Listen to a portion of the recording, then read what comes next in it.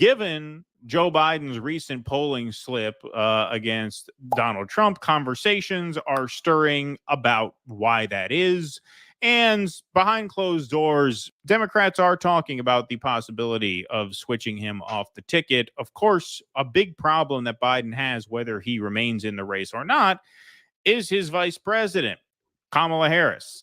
And so on Morning Joe, they made what I can only describe as a laughably desperate attempt to convince their audience that Kamala Harris is actually a great asset, not only to Biden's White House, but to his reelection campaign. And now that I just think of that last sentence, maybe desperate is not the right word, because their audience is dumb enough to actually swallow this, and I'm sure they did. But when you talk about in the bubble liberal media coverage, this is some of the worst since the run up to the 2016 election, where, oh, Trump will never be president. I mean, this is really Hall of Fame stuff. So let's watch this. I have people telling me, Eddie Glow Jr. They're like, so he's by, he's old, and I know. I don't know, because I want to make him say Kamala Harris's name. If he's old and they're going to be looking at, I go, no, I don't know. Tell me. But it's always like, Kamala. What about Kamala? What about her? Well, there's sort of this undercurrent, like she's black and she's a woman, and that's why people don't like her, because she's a vice president. And what are we going to do? Okay, you got to stop right there. I mean, just look at these idiots. Look at what a bunch of irrelevant losers they got on here. And actually, Eddie Glaude is by far the most substantive of the lot here, which is why it's a little surprising to see him swallow this line of bullshit, hook, line, and sinker. I guess he knows where his bread is buttered. That's Donnie Deutsch on the right there, who said famously that he would vote for Donald Trump if Bernie Sanders were the nominee, and then Joe Scarborough shut him up and said, no, you wouldn't. Come on, can't say that. Joe Scarborough is a Republican himself. He was elected to Congress in 1994. So, he's not a woke lib. So he knows better than to say what he just said.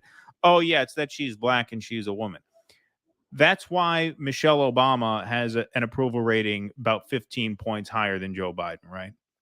So if Kamala is perceived as a drag on the ticket and people are concerned about her because she's a black woman, how do you explain the fact that Michelle Obama polls significantly ahead of Republican opponents, whereas Joe Biden and Kamala Harris both tank? I mean, he knows this. Joe Scarborough knows this. He's a Republican. This isn't the water in which he's swam his whole life. He's throwing red meat to the brain dead audience there, and these guys just swallow it. It's just incredible. Anything to add about that before we go on? I thought this was an episode of Next Generation when you first went to that show. Right. Exactly. Lieutenant LaForge.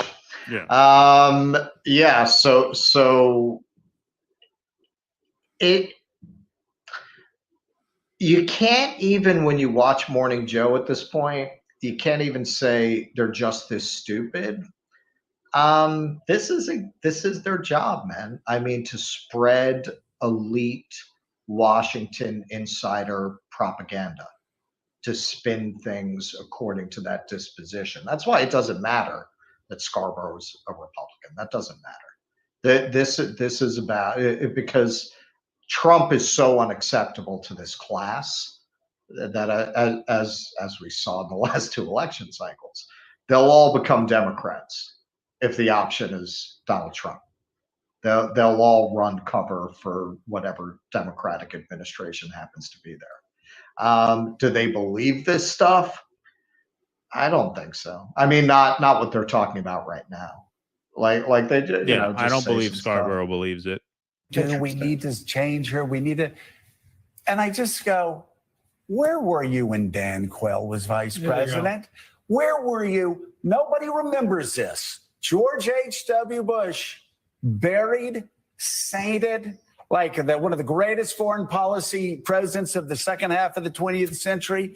That guy in the Says you. 80s was destroyed by the press. Destroyed by the press. What about Al Gore? Every vice president. Okay, stop. Dan Quayle was a joke. Yes, everybody said Dan Quayle was a joke. But when Dan Quayle was vice president, George H.W. Bush was in his mid-60s. Dan Quayle did not serve under a senile octogenarian. If he did, people would be much more alarmed about Dan Quayle.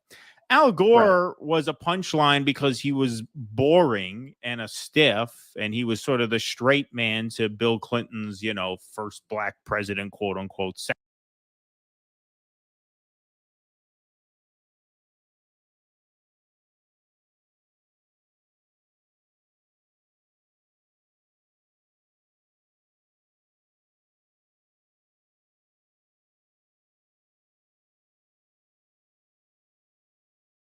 Than asking Bernie Sanders to have an amendment to put a $15 minimum wage back in the bill, when we all know that taking it out of the bill was the real moment of tension point, right?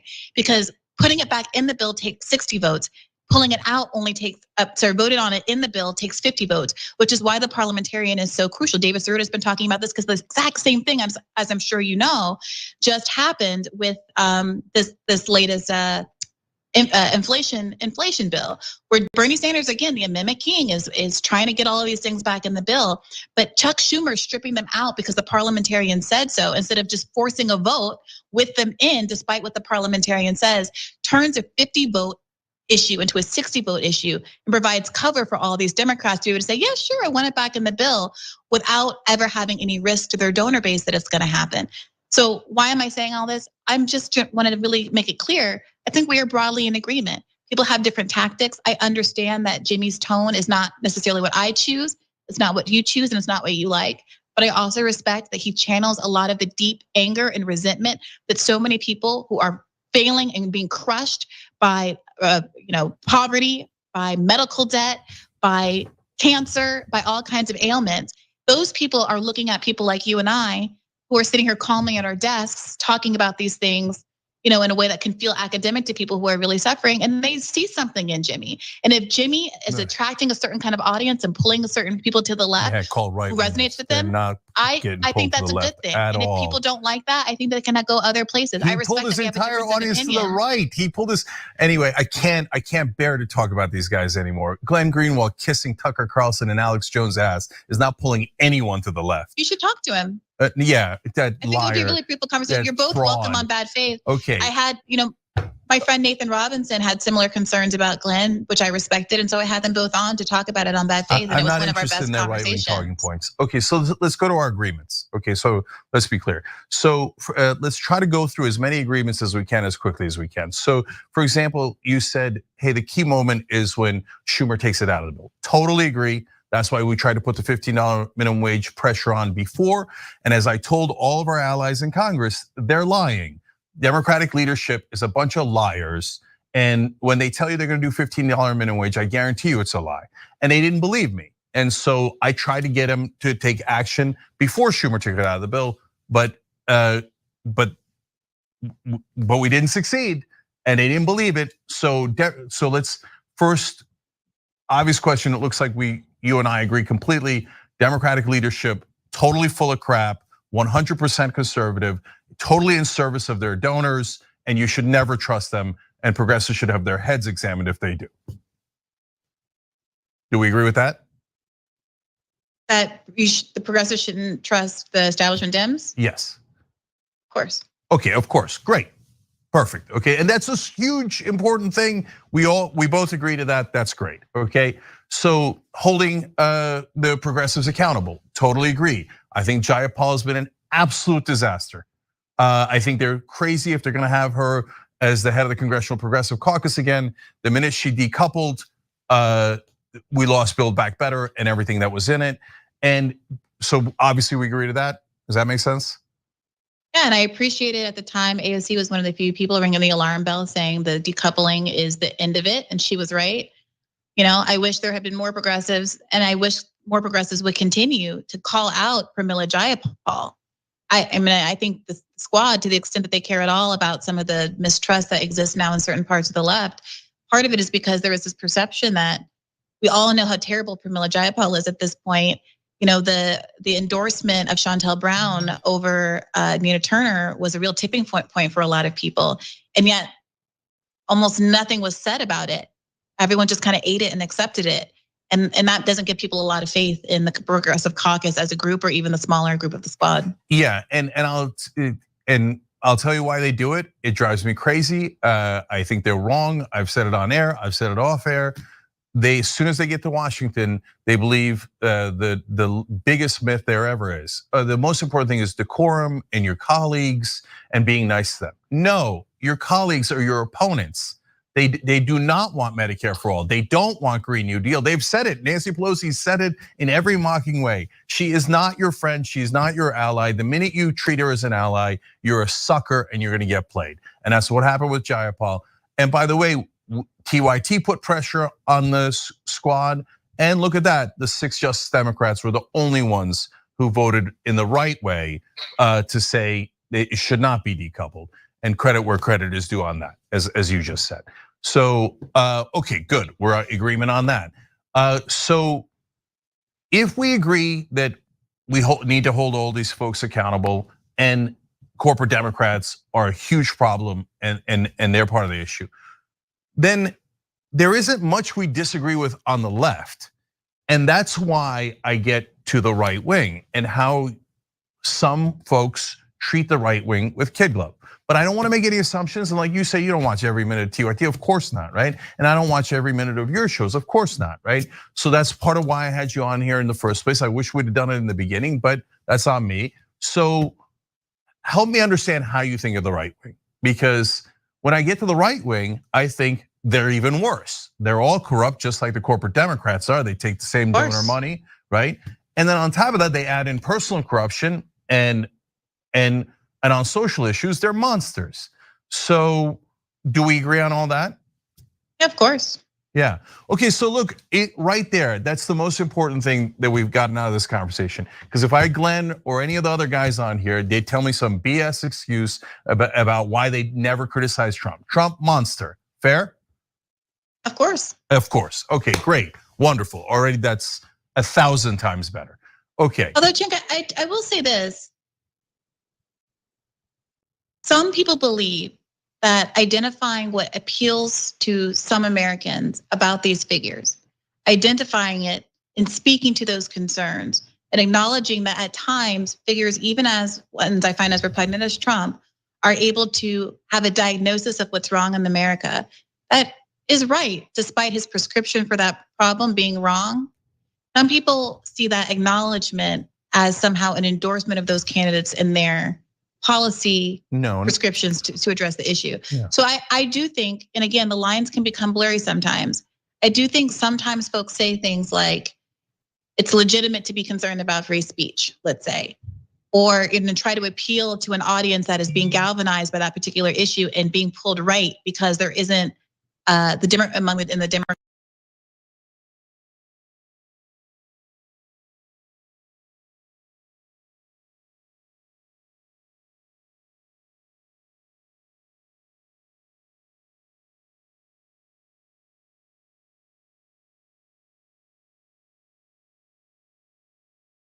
The purity test progressives are about to get mad at Bernie Sanders. Is Bernie Sanders no longer progressive enough for the progressive gatekeepers? David, sir, what are you talking about? Here's what I'm talking about. Progressive Senator Bernie Sanders went to New Hampshire over the weekend to rally in support of the re-election of President Joe Biden. He subsequently was interviewed by CNN's Dana Bash. And in this interview, he said, listen, Cornel West, who's running as a Green Party candidate, Cornel's a friend of mine. But we have a question right now about, does democracy remain? Do the autocrats take over? And when those are the stakes, we need to bring the entire progressive community together to make sure that neither Donald Trump nor Ron DeSantis or whoever our elected president. Bernie gets it, and some progressives are furious with him. I've been saying this for weeks. The Cornel West candidacy is not serious, and the best it can hope to do is derail Joe Biden in a couple of states. But here is Bernie saying it, and he is completely correct. And there are furious progressives now saying even Bernie doesn't meet our standard. Sanders, Cornel West, who is a close ally of yours, he is running a third-party campaign for president. He recently criticized you for endorsing President Biden's reelection. Listen to what he said. I love the brother, and you know, even in love, people have deep disagreements about these things. But I think again, he's fearful of the neo-fascism of Trump. People look at Biden; they don't really want to tell the full truth.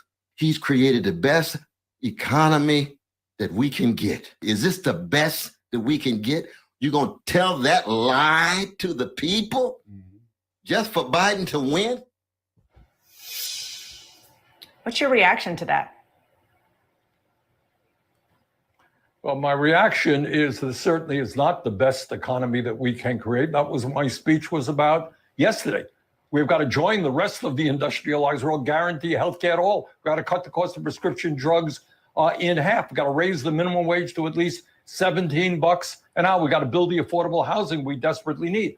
But where I disagree with my good friend, Cornel West, is I think in these really very difficult times, right, where there is a real question whether democracy is going to remain in the United States of America. You know, Donald Trump is not somebody who believes in democracy, whether women are going to be able to continue to control their own bodies, whether we have social justice in America, we end bigotry. Around that, I think we have got to bring the entire progressive community to defeat Trump or whoever the Republican nominee will be, support Biden, but at the same time, which is what I did yesterday, is demand that the Democratic Party, not just Biden, have the guts to take on corporate greed and the massive levels of income and wealth inequality that we see today. Is Bernie no longer progressive enough? Has Bernie sold out? I remember in 2020, we talked about the so-called progressives saying, Bernie sold out because he's supporting Biden. Why would Bernie sell out? What does he have to gain? He's 80-something and towards the end of his career. Why on earth would he sell out? Does Bernie have a track record over decades of being in public service of ever selling out, and now he's going to sell out at this point? No. Bernie Sanders is committed to stopping dangerous autocrats. Progressives should be committed to stopping dangerous autocrats. That is the truth. And so, listen.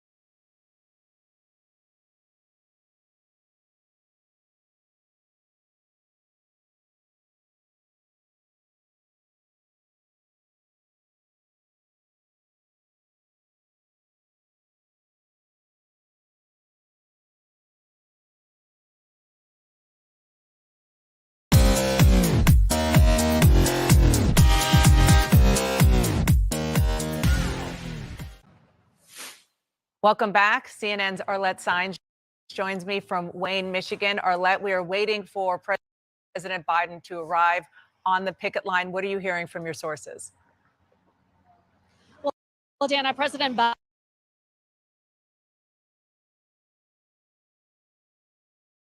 Biden landed here in the Detroit area about an hour ago, in the last half hour, and is making his way towards meeting with striking workers. Now, the White House has not detailed specifically where President Biden will be. They've cited security concerns about having him at an active picket line. But what they have said is that he will be here in Wayne County, Michigan, and he is expected to appear with the UAW President Shawn Fain. Now, we saw President Biden as he arrived at the airport a short while ago, where he was greeted by not just just Fain, but also some Congress members, including Debbie Dingell and Rashida Tlaib, as well as the state's lieutenant governor. And President Biden, while he was on that tarmac, was asked by a reporter what he thinks it will take to earn the UAW's endorsement. The union has yet to endorse in the 2024 presidential race. President Biden responded that he's not worried about that at this moment. Now, what the president and the White House have said is that he is focused on trying to show solidarity for these striking workers,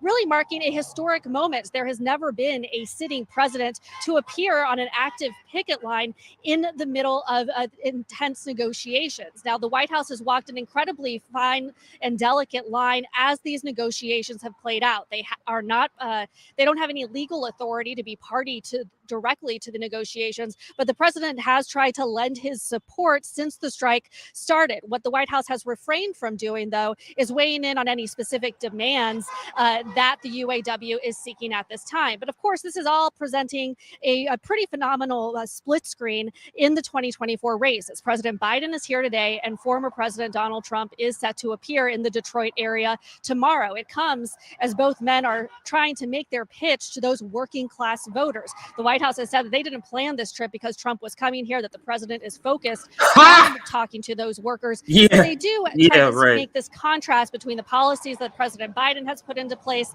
and what former President Trump put in place when he was in office. So we are still waiting to see when exactly President Biden will arrive at this picket line, a historic moment, as he would be the first sitting president to be side by side walking those picket lines during an active strike against auto companies. And welcome to a special edition of Straight Outta Politics. I'm your host for today. I am CJ, that stands for Compton J, or J in real life. Coming at you at a little bit different time. What missed my time earlier, got my car. One of my cars is in auto shop, so I got held up over there, so I had to adjust the schedule. Luckily, had someone be able to pick up my daughter, and that's why I'm able to come to you right now. So it's just past 5 p.m. Eastern on the East Coast, 2 p.m. on the West Coast, and welcome again to Straight Outta Politics, or RBN Live 2. Let's just throw that one up there. Let's get to some of the topics. This will obviously be the first one. Then we'll get to the debate. If you haven't seen the Ben Burgis debate with Niko House, and you may not have, because it just dropped like 2 hours ago, something like that. So it just dropped. So we'll cover that. But I'll throw the graphic up. So if you don't know the guy in the glasses, that's Ben Burgis. Ben Burgis, and he debated Niko House. And the question was essentially, should leftists vote for Joe Biden? And yeah, let me save that critique for when we get in, because when we get into that, because that is a key point that I want to bring up. So let me go back to the graphic. So you see Ben Burgis, and then you see to the left of him, you see Emma. And that is Emma Vigeland from Majority Report. And Emma's on there because there's a recent video where she's caught talking about, or caught at least in a discussion about, the Nazis in Ukraine. And we'll see her response to that. To the right of Ben Burgis is Gavin Newsom and Ron DeSantis. They have a date set in November for their debate. And then on the far right, you see the Strikebreaker, otherwise known as Joe Biden, on that graphic also. And he's involved in a lot of stories, but I guess one of the main focus is the UAW embrace Strikebreaker Joe Biden. And then a couple of other topics that I'm hoping to get to, but they are not on the graphic, and that is Vivek Ramaswamy wants to invade Mexico. So he says basically if he's elected a president, this is what he would do, is basically a threat that they would invade Mexico.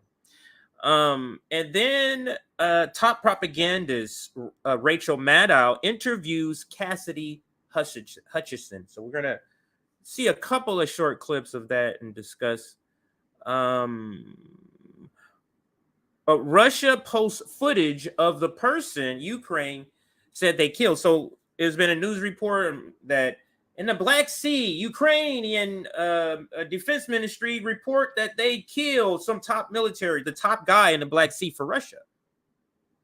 They let that story play for a few days, then Russia comes out with a video of the guy alive. So we'll discuss how CNN has to retract, and it's a segment they have on CNN. We're going to talk about that. Is there something I am missing? And then if we have time, we'll get to the Cenk article. So Cenk Uygur writes an article, an opinion article on Newsweek, and it's entitled, Mr. President, You're Going to Lose to Trump. We're begging you to step down. That'll be, if we have time, that's the one, that's the last topic we'll get to. And we'll get to that article with Cenk. So lots of Cenk today. Hopefully you're happy with that. But the overall, let me put this back up here. The overall theme, using labor to push Democrats. And that is sort of a very prominent reoccurring theme right now. We saw it, at least first time we discussed it on stream, I believe it was a debate between Brianna Joy Gray and Crystal Ball and Kyle Kulinski. And where they introduced the NLRB. Then I saw it, where else did I see that? Then we saw it on something else, and we was on stream too, and I said, wow, they're starting to use the same talking point. And now we see in the debate with Ben Bridges the same exact thing. So what the professional managerial class has decided to do is use labor to push for Democrats. And this is the reason why people like Shama Sawant, even Cornel West now, the Party for Socialists and Liberation, this is why we all say that labor is never going to get their just due, their real just due, as long as they're alongside teaming up with the Democratic Party. And this first story sort of talks about that too, because Sean Fain, I sort of, and let me put the title up so we can get this first topic started here. But make sure you hit, before I do that, make sure you hit the like button. Let's start the target at 250. So 250 likes, if you will. And where is that title? Right here. Oh, no, that's the later topic.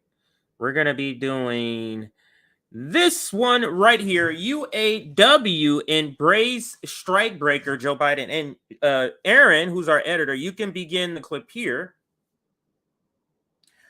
All right, so Joe Biden goes to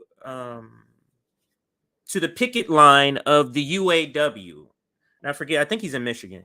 But he says he's going to go, and he goes today, Tuesday, because literally Donald Trump had announced he's going on Wednesday, going to have a rally in opposite or in contrast to the GOP debate, which we will be covering here on RBN. So because Donald Trump announced that, then we had this. Now, there's a couple of things I want to say here. Sean Fain, he is very good on camera. He says a lot of the great things we want to be said. I believe he was pushed to be even more radical because of people like Will Leeman, which is a candidate that ran against him to be president, and he's a Marxist. So, and it was very close. So he kind of was pushed to be radical. So it was kind of radicalized because this was a very recent, a newly elected president right when this thing is coming up. So that's what we're sort of seeing in the reflection, as sort of reflected in the interviews. Very strong rhetoric, and giving him the benefit of the doubt because I don't trust union leaders. Union leaders are most times not part of the working class. They're part of the 1%ers. They're not making what they're making. Like the things they're advocating for in these contracts, they make far and above that already. So, and we saw a few signs about Sean Fain and in some of the rhetoric he would say about the two candidates. Of course, Donald Trump is terrible with labor, but when it came to Joe Biden, he would just abstain. Yes, our endorsement has to be earned. That sounds great. So he's just basically abstaining instead of saying, well, Joe Biden actually broke a strike, the rail strike. My union brothers in spirit, not union, they're not in the same union, but union brothers, all of us are in a brotherhood or sisterhood or humanhood. So let's get back. Let's listen to this video. And I guess I need to rewind it a little bit so it can preface the segment, even though we saw it in the beginning. But it's not long. So let's go back a little bit here, and we're gonna start right about here. All right, so let's listen. Let's listen to this again, and then I have a couple of receipts to bring up, a couple of articles and some other items here. So let's listen. Welcome back. CNN's Arlette Saenz joins me from Wayne, Michigan. Arlette, we are waiting for President Biden to arrive on the picket line. What are you hearing from your sources? Well, Dana, President Biden landed here in the Detroit area about an hour ago, in the last half hour, and is making his way towards meeting with striking workers. Now, the White House has not detailed specifically where President Biden will be. They've cited security concerns about having him at an active picket line. But there goes that again. It did that last time. what they have said is that he will be here in Wayne County, Michigan, and he is expected to appear with the UAW President Sean Fain. Now, we saw President Biden as he arrived at the airport a short while ago, where he was greeted by not just Fain, but also some Congress members, including Debbie Dingell and Rashida Tlaib, as well as the state's lieutenant governor. And President Biden, while he was on that tarmac, was asked by a reporter what he thinks it will take to earn the UAW's endorsement. The union has yet to endorse in the 20. That sounds like somebody that's out there, or a organization or a news cast that's concerned about what the workers are want. If there was no election, this guy would not be out there. Does anybody believe that? Does anybody believe that not only if it was an election, that if Trump was not going down there, do anybody believe that this would ever happen? Why would he wait to announce the go? Why would he pick a day before? Because he had to take away Trump saying, I got here first.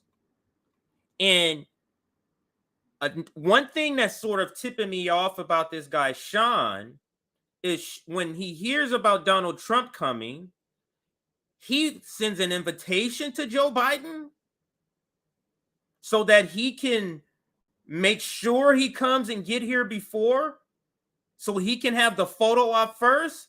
That's suspicious.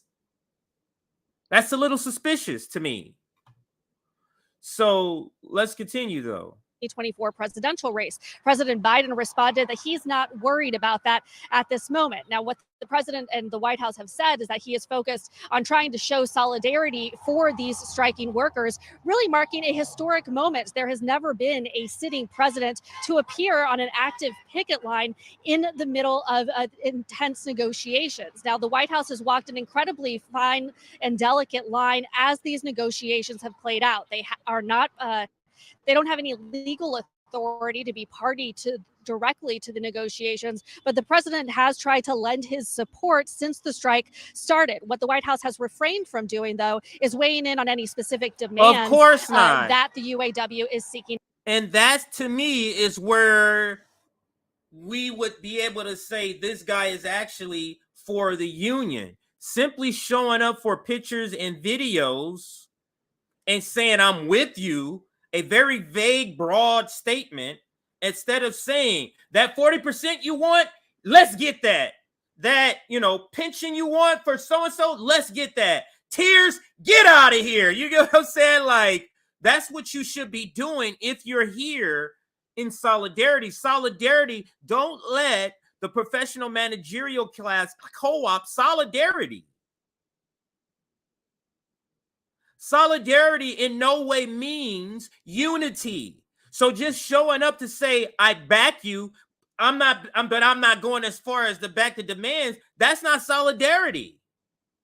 Showing up to say, I'm in here in solidarity at a defund the police rally. I'm here in solidarity with you guys for defund the police, but I'm not for defunding the police. Does that make sense? Doesn't make any sense. Yet, that is only the threshold to show up, apparently, for people like Sean Fain. But let's listen. At this time. But of course, this is all presenting a pretty phenomenal split screen in the 2024 race, as President Biden is here today and former President Donald Trump is set to appear in the Detroit area tomorrow. It comes as both men are trying to make their pitch to those working class voters. The White House has said that they didn't plan this trip because Trump was coming here, that the president is focused on talking to those workers. But they do try to make this contrast between the policies that President Biden has put into place and what former President Trump put in place when he was in office. So we are still waiting to see when exactly President Biden will arrive at this picket line, a historic moment, as he would be the first sitting president to be. This word, I talked about it in every stream, so this is going to be something I'm going to have to be talking about a lot. The word historic is one of the most used propaganda words in politics. Historic. That is a very loaded word that has a connotation that most Americans is going to run with, that the speaker is not meaning. And let me play it again. Just play the where she uses it, the word historic. Listen to this. That President Biden has put into place and what former President Trump put in place when he was in office. So we are still waiting to see when exactly President Biden will arrive at this picket line, a historic moment, as he would be the first sitting president to. That's it.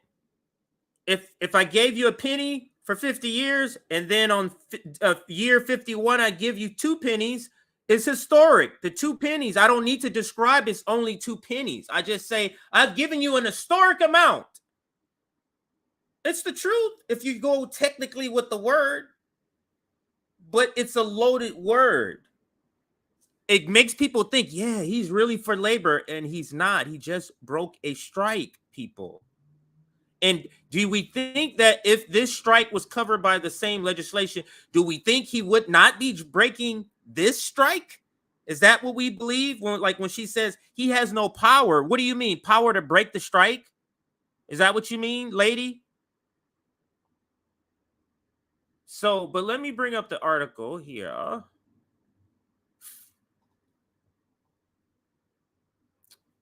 Biden to visit picket lines to bolster UAE apparatus and its portrayal of auto strike.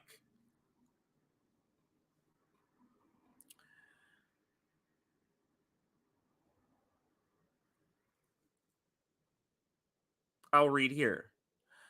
U.S. President Joe Biden will be visiting the picket lines of striking auto workers in Michigan on Tuesday.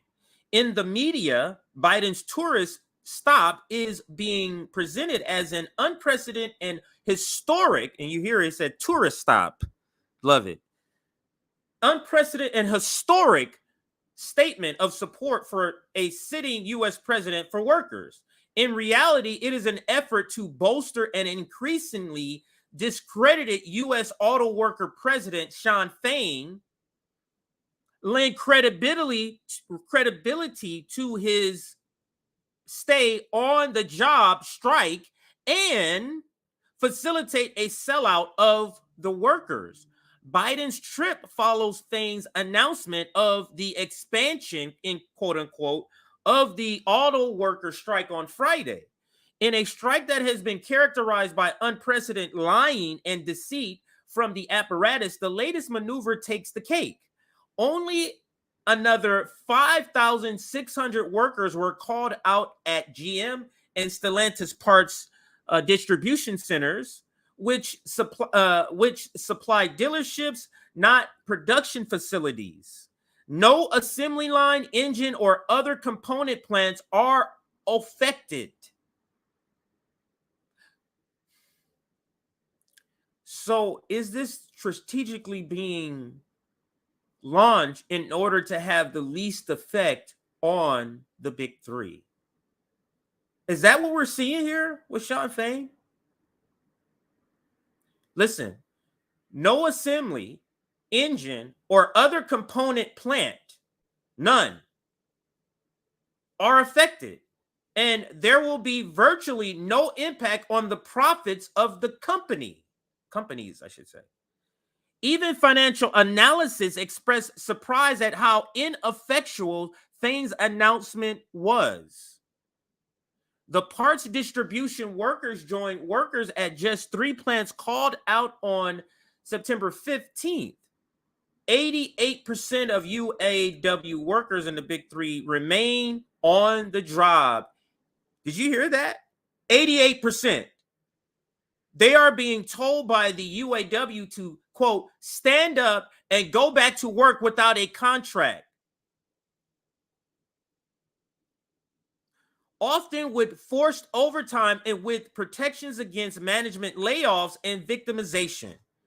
Biden's trip also follows the fraudulent claim by the Unifor union in Canada Sunday that its tentative agreement covering 56 workers at Ford had been passed by a razor-thin margin of 54%. The contract was passed, quote unquote, in the most anti-democratic manner possible, with workers forced to vote after a tightly controlled Zoom meeting where they were given self-serving highlights of the agreement. There are reports of workers being unable to vote and of Unifor officials violating their own election rules by sending out last-minute emails to temporary workers. I'm going to skip past this part here because I want to get back to the Biden part. Biden's trip is intended to set the stage for the announcement of a historical deal at Ford. Did we catch that? Did we catch that part? Have you noticed in the news reports, if you listen closely, they always mention this little detail, how Ford was not included in the expansion. You know, the 5,600 more workers that went on strike, none of those included Ford plants. Because they know this is coming. This a so-called sellout contract by Ford, which will in fact be completely in line with the company's demand. Fain's announcement Friday that real progress had been made with Ford, whose parts distribution centers were excluded from Fain's expansion of the strike. A conspiracy is underway involving the UAW apparatus, corporate management, and the Biden administration, along with their counterparts in Canada, in opposition to the determination of rank and file workers to carry out a genuine struggle to reverse concessions and win real gains. I'll put this link in the description box a little later, so check back towards the end of the episode for that. But let's now, and maybe we'll come back to this in a minute, but let's now go back to the video and talk further about this complete co-opting of labor. And that's why the overarching graphic that I showed you earlier, using labor to push Democrats. Isn't that what we're seeing here with Shawn Fain? Because wait till I get to the speech that Shawn Fain, maybe I'll do that now. So let's do that now. Let's get to that speech that Shawn Fain gives about Joe Biden. So let me go there. Then I'll go to the Joe Biden speech here. Okay, I think this is it here. If it's not, no harm, no foul, because I'm playing all of these videos. It's just a matter of what order. So this is it. So let's listen to this to this guy and how he is overplaying just this old guy with dementia showing up, just showing up. Moment, first time in our country's history. Let me go back.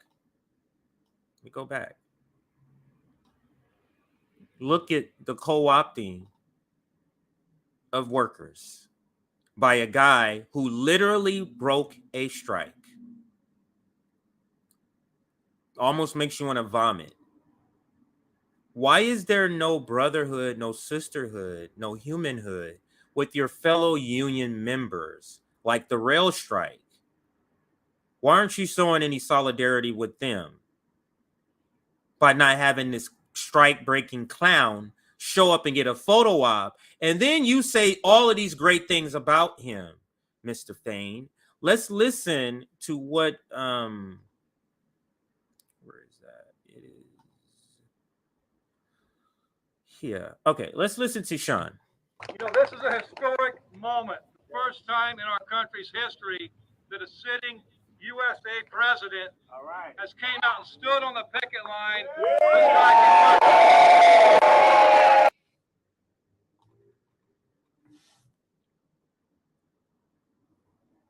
This guy broke a strike. Sean Fain has managed to pull off having a strikebreaker surrounded by workers who he is not in solidarity with their actual demands, just their essence of being out here.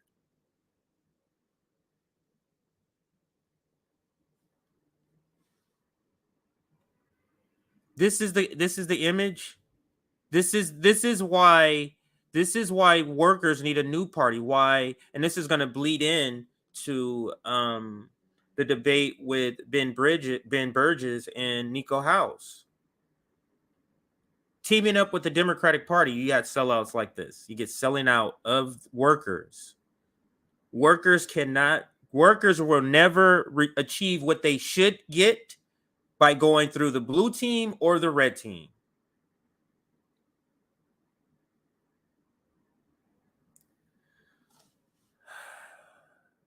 I wonder if Bernie Sanders orchestrated this and his sellout ass. But let's continue with what he says here. Then I got a couple of other receipts and we'll move on. Our president chose to stand up with workers in our fight for economic and social Wow. Justice. Did he? Did he? Just showing up. He chose to stand up. You know that soundbite? You know that's going to be in a commercial. That's going to be in a commercial. A commercial where people are still being sold the propaganda that this is the best labor president ever, or at least in modern times, the same guy who broke a strike.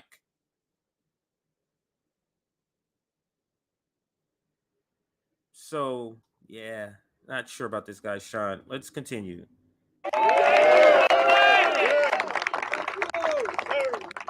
It's a historic day, a historic moment in time. You know, this is that's just terrible. But let's listen to a couple of other clips, and then I want to get back to the other video, and I want y'all to listen to the roundtable. Maybe I'll do that next because that's really actually. Let's listen to what actually he says, and understand this is more Perfect Union. They are a Democratic outfit. Understand that. They're literally started by the guy, the Bernie Sanders campaign guy. I forget his name.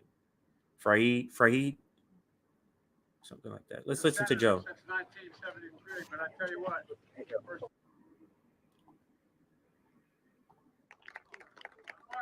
UAW picket lines when I was a senator since 1973, but I tell you what, first time I've ever done it as a president. Oh, sure. One thing is real simple, and to be very brief. The fact of the matter is that you guys, the UAW, you saved the automobile industry back in 2008 and before. Made a lot of sacrifices. Gave up a lot. And the companies were in trouble. But now they're doing incredibly well. And guess what? You should be doing incredibly well too. The simple problem.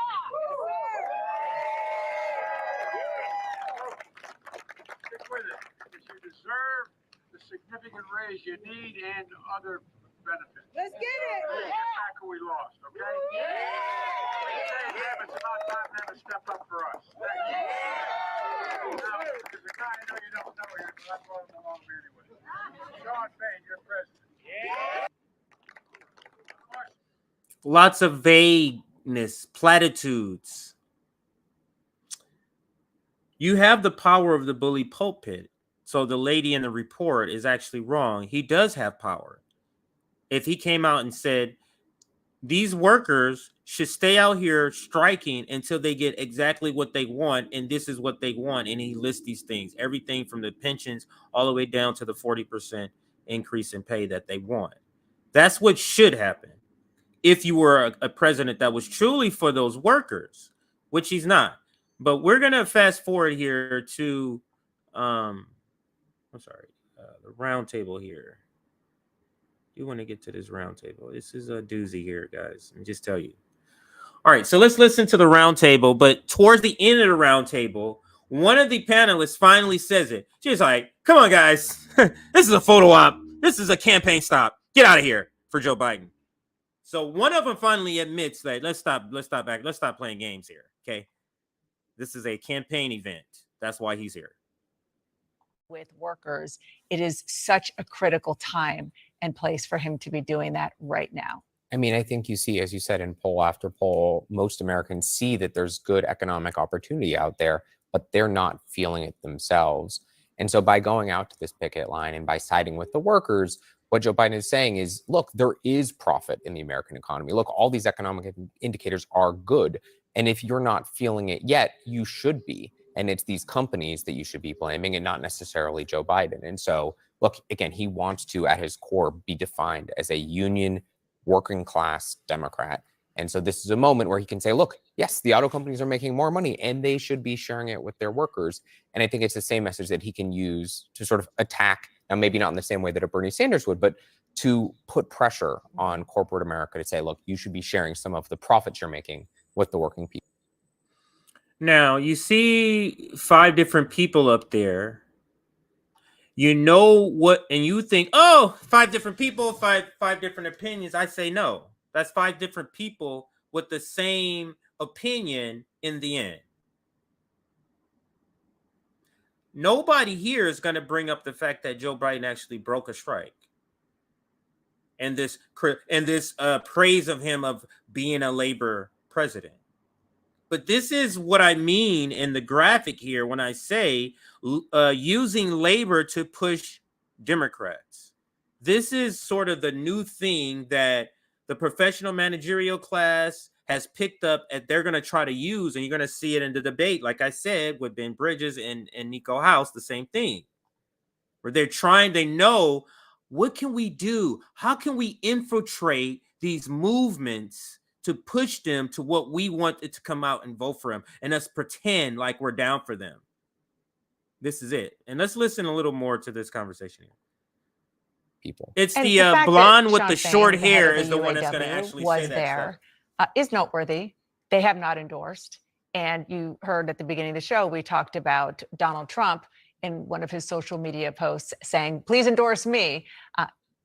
The president today says, I'm not here to talk about endorsements, but he would be very happy if the UAW supported, because even though the union support as it relates to political support and boots on the ground, grassroots activism maybe isn't what it was 20 years ago, even 10 years ago, but it still matters, particularly in places like Michigan, like Wisconsin, and other areas that are union rich. Yeah, I mean, it's definitely a big statement for the president in his actions today, assuming he's going to be on this picket line. You know, he's not just showing up and speaking at people, from what we understand. He's going to be marching with them, which is a big sign of solidarity. And he did do this as a presidential candidate, but as a president, showing up with your motorcade, big sign of solidarity. It's a huge statement to literally put yourself shoulder to shoulder with workers and what they're facing. I mean, what he's doing is he's out getting footage and ad material for his campaign. This is a photo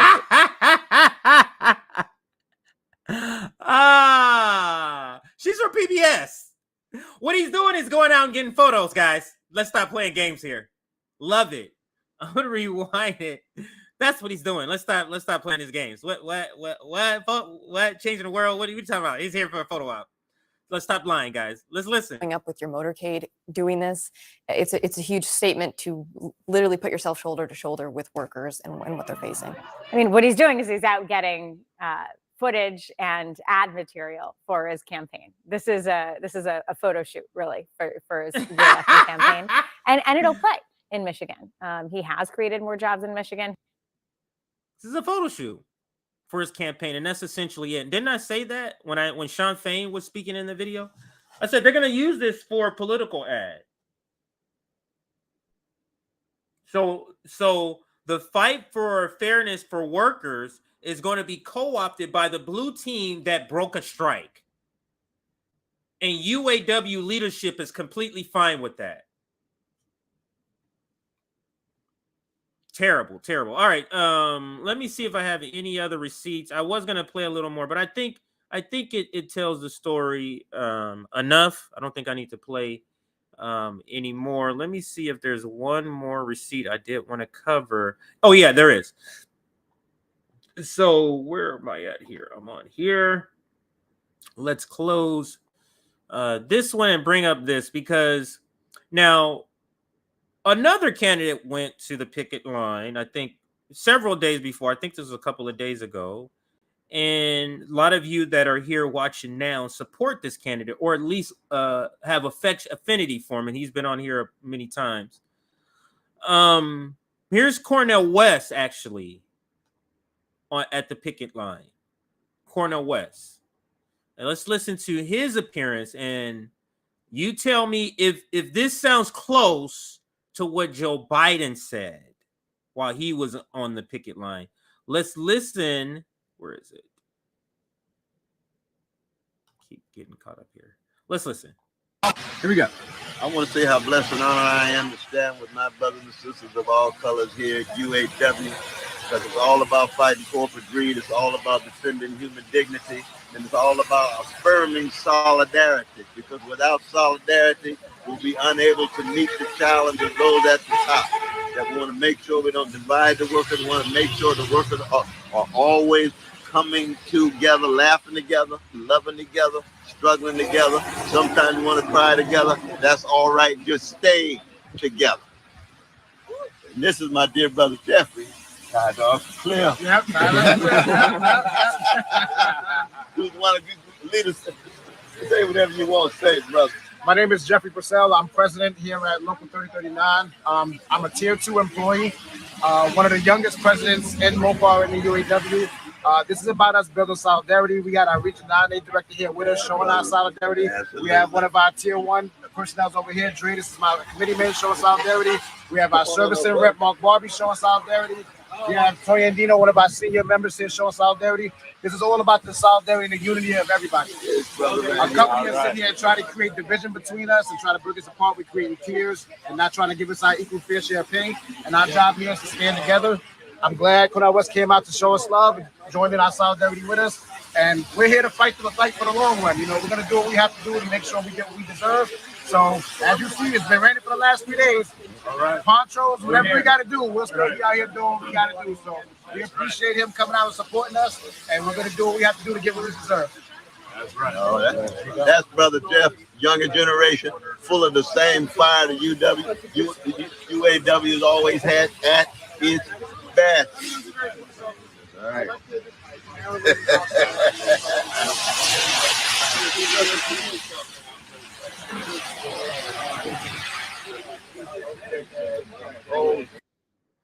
So that's Cornel West, and he's with the workers, actual rank and file workers, and Joe Biden is with the bought out leadership, obviously. That's fine with him being used as a prop, as some sort of prop for Joe Biden to be considered some sort of labor presidential hero. And let's get a couple of reactions, then we'll close here. I'll get this gentleman here, and let me blow it up here.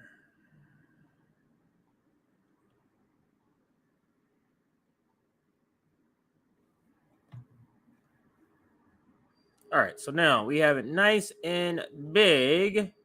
It says, what a joke that politicians no longer have to try to help workers. They just have to show up for a photo op. So there are people that are not buying this. They know what this is. Here's Misty, Comrade Misty. Election season pandering is so fucking gross. Always classic bangers from Misty, and we're gonna get to. Hang on a second here. We're going to get to the debate now. I was looking for something else. So we're going to get to the debate now. And yeah, we're going to get to the debate. So let's move on from this first topic. Actually, before we move on, I actually may have a couple of things here. Here's a super sticker. Thank you for the super sticker.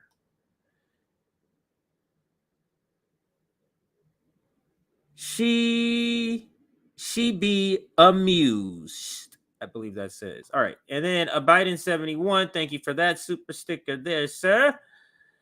And thank you for all of those in the comments. I actually gonna move on. I was gonna put some up, but let's move on to the next topic because I think the debate is really is really the point of not the point of today's stream, but one of the key things we want to cover in today's stream. Because it's election season, this thing that they're debating is something that is sort of, I guess you can say, is a hot topic because they're seeing the polls not be real good for Joe Biden. So obviously youth support, obviously support from the left, far left is wane or has gone. So they have their minions. Their minions are out trying to dispel and bring people back to the Democratic Party plantation. And Niko House shows up to debate Ben Bridges. So I think Ben Burgess makes a blanket sort of, was it Jimmy Dore or Ben Burgess? Blanket sort of, I will debate anyone who wants to debate this topic of Democrats versus Republicans or Democrats lesser of two evils sort of thing. So this is that debate. And it's essentially asking the question, and that's what it's actually titled, should lefties vote for Joe Biden? And but this is more than just lefties. This is really about, are you post-duopoly or are you still in the duopoly? And we can start here. Are you post-duopoly or are you not? That's essentially the question here. And Ben Bridges debates Niko House. And the question they're debating is, should leftists vote for Joe Biden? I mean, this is a joke. Is this a joke? But, and I think that's the Surfs guy. Surfs, is that how you say it? The Surfs guy in the bottom right. He's the mediator, quote unquote mediator. So let's get into, and that's Niko House, of course, and Ben Bridges. So let's get into some of this debate. They give each other 5 minutes in the beginning to talk. So Ben Bridges will discuss 5 minutes. And of course, I'll have to stop and break down some of the nonsense. And then Niko House kind of goes into his thing. More of that, I'll just let Niko speak and comment and where I want to say amen to the Niko part. But this is a very interesting debate.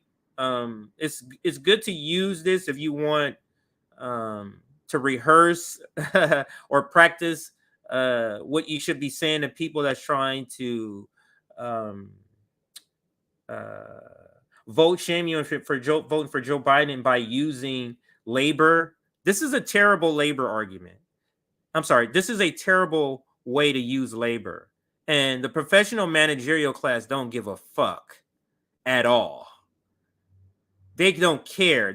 They'll sell out their damn mama because this is selling out labor. For you to try to sell labor on Democrats who just broke a strike and by saying they would be better for labor is absurd. It's just absurd on its face. But let's get into the debate. Let's go through. I know that I look a little funny right now because I'm about a foot lower towards the ground than I usually am. and I hope the voice is okay, since I've been having tons of back pain for the last week. So I brought a different chair up here, and I've been Let me and skip I'm through sitting a little bit. and I'm very well aware that Joe Biden is like Oh, I Donald went Trump. too 5 I minutes went on the too clock far. for statements. Okay. Does that sound fair? Let's Back and forth between the he's two gonna of you. he's gonna give the okay, so I'll rules. give a Let's quick listen to the Sitting a rules. little He'll give the further away rules. from the mic than I usually am, but I really trying to force myself not to Should lean the into the left microphone, support so I sat the back support. Joe But I hope Biden? this is okay. So let me I should have said this earlier. One, if we were actually if we had left in all of our camps, this would not even be a question. Should the left support a neoliberal should never even be a question. If we had actual left chops as a whole in the United States, this wouldn't even be a topic for the debate. The fact that we are even having this, they're even having this debate, and Brianna Joy Gray and Kyle and Crystal also did the same thing. Just think about that. And I said that on independent media, we're debating whether or not independent media is going to support, or even people on the left is going to support the neoliberal. Just ridiculous. But let's get back to the debate. Yeah, it all sounds great. Okay, so I'll give a quick introduction. We are going to be talking about the topic, should the left support Joe Biden, specifically in swing states? And both of you are taking opposite stances on this topic. How we're going to go is we're going to do 5-minute opening statements, and you can obviously tell me at any point if you want to forego the rest of your time. We'll do a 20-minute open back and forth between the two of you. You're both professionals in your arenas, so I don't think I will need to do any moderating, but if things get a little too spicy, I might just try and redirect things back to the topics at hand. But otherwise, after that, we'll leave it open to some questions from the audience that can be directed to either of you, and then we'll close with 5-minute closing statements. Does that sound fair? Sounds great. Sure. All right. So Ben, you proposed this debate, so I was thinking maybe you could open. That way Niko can have the final word at the very end. Mm-hmm. That works for me. So you hear the ground rules: 5 minutes, 5 minutes, then a 20-minute open. So in these two 5-minute speeches, I'm not sure why he would agree with Niko House to debate him, because that's where to me it's going to get out of control, is when they get into the open debate, because just Niko House's talking style is a very aggressive talking style, even when he's by himself. Like, he's not even arguing with anybody. It's an aggressive talking style. Similar to like people put me in that category sometimes. People will put Jimmy Dore in that sort of aggressive talking style manner. So I'm not sure how this will go, but let's listen. Okay. All right. Well, Okay. we will start with 5 minutes on the clock now. All right. So first, I want to be clear about what I'm not arguing here. I'm not a progressives for Biden guy. I'm not going to tell you some story that soft pedals how bad Biden is in a, well, he's not perfect, but sort of way. I'm a socialist. The telos of my politics is organizing the working class.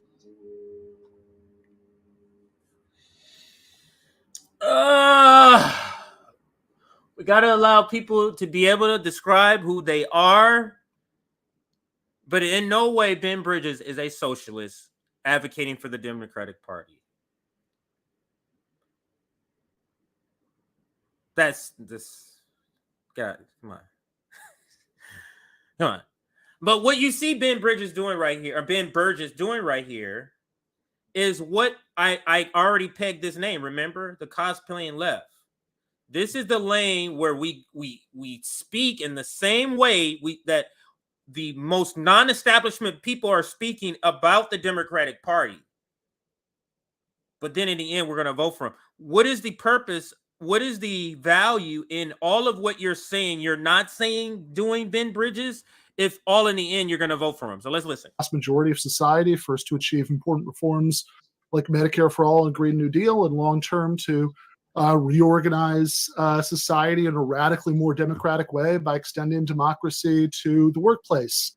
And I'm very well aware that Joe Biden is, like Donald Trump, a representative of the ruling class that we are fighting against in those efforts. He's not a imperfect friend. He is an enemy. The political agenda that I support isn't on the ballot. That was Bernie Sanders. Tried very hard to get him nominated. We lost. So we don't have that option of the agenda that we support being at least a realistic possibility to get more than a couple percent of the vote. What we have instead, and at least if we care about the outcome and not just making a statement, is a choice between two enemies. But here's the thing. Even though Trump and Biden are both enemies, they're both representatives of the ruling class, they embody very different strategies for managing the system on behalf of that ruling class. Do they embody very different strategies? Do they? Do we not see the most bipartisan support when it comes to a military-industrial complex? What are you talking about? Do we not see the same strategy when it comes to immigration? Do we not a strategy of not trying to solve immigration because it benefits them and the workers and the owners to be able to pay people very low prices, very low wages? So I'll rewind it a little bit and let him repeat it, so he can finish saying what he was saying without my interruption. So let me go back again. Class, they embody very different strategies for managing the system on behalf of that ruling class. And those differences matter. They don't just even matter in terms of harm reduction, they matter strategically. They don't matter just in terms of harm reduction. They matter strategically. What would you say when you're trying to manage harm reduction? What would be on, like, if you had a scale of harm versus not harm? So on this scale is the most harmful things, on this side is the least harmful things. What would be at the very end of that side of the most harmful things? Would it not be nuclear war? What is he talking about harm reduction? We're going to get to the strategy in a minute, because he says that's a couple of reasons. It's not just harm reduction, it's also strategy for the left. How is it harm reduction? ICE funding up, military industrial complex funding up, marching to two wars, war with Russia, and we're supposed to be in war with China by 2025.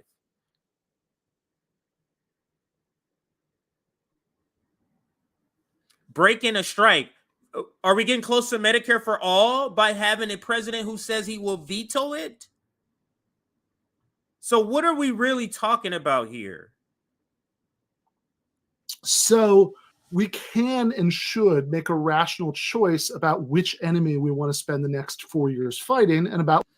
And this is the same thing they said before. And I vividly remember anytime we say this conversation about which enemy we want to fight, what I always remember is Rational National.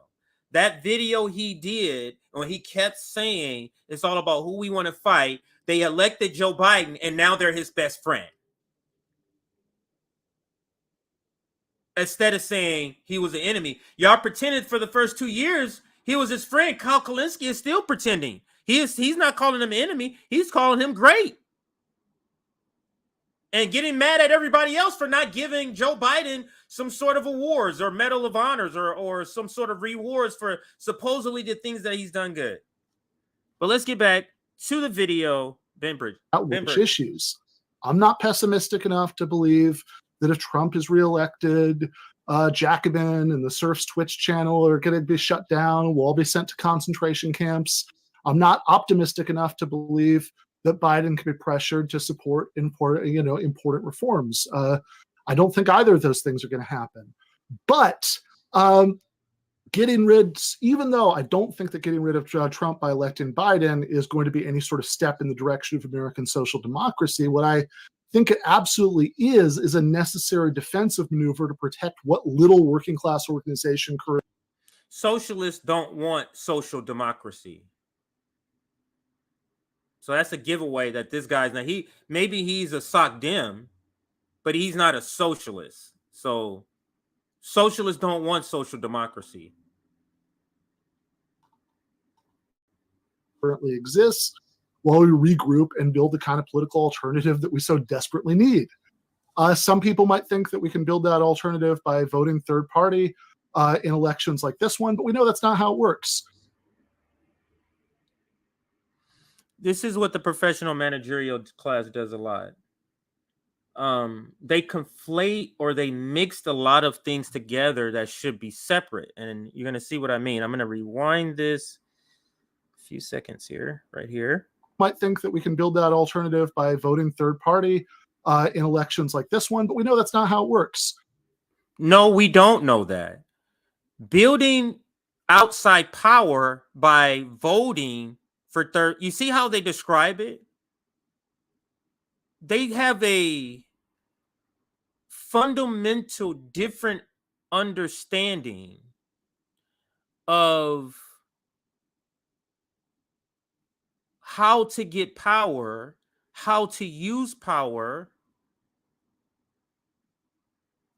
and essentially who can we team up with. But that's part of a different part he's going to say in a minute. But let him say it first, and before I get to no electorally viable third party in any country with a system remotely like the United States has ever come about via any process like Jill Stein's 2%, becoming Holly Hawkins' 3%, becoming until finally some future third party candidate wins an election. That's not how it works. If we ever are lucky enough to get an electorally viable third party in the United States, it's going to come about the way that Abraham Lincoln's Republican Party emerged from the decomposition of the Whigs, the anti-slavery wing of that becoming the Republicans by some organic process coming out of one of the existing parties. That's not going to come about. Do you understand that what Ben Bridges is arguing here, if we're going off what he's saying, how third parties can be viable, quote unquote, and that's just a whole nother conversation. We need to stop letting them frame how third parties should be viewed.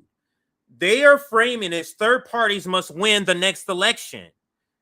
But their framing is not Bernie Sanders must win the next election. You see how their framing is? The hurdle for a Green Party candidate or a Green Party sort of voting movement for the left has a higher hurdle than voting for the Democratic Party. Why does the Green Party need to be viable the very next election, but your candidate is not viable and won't be viable in a rigged election?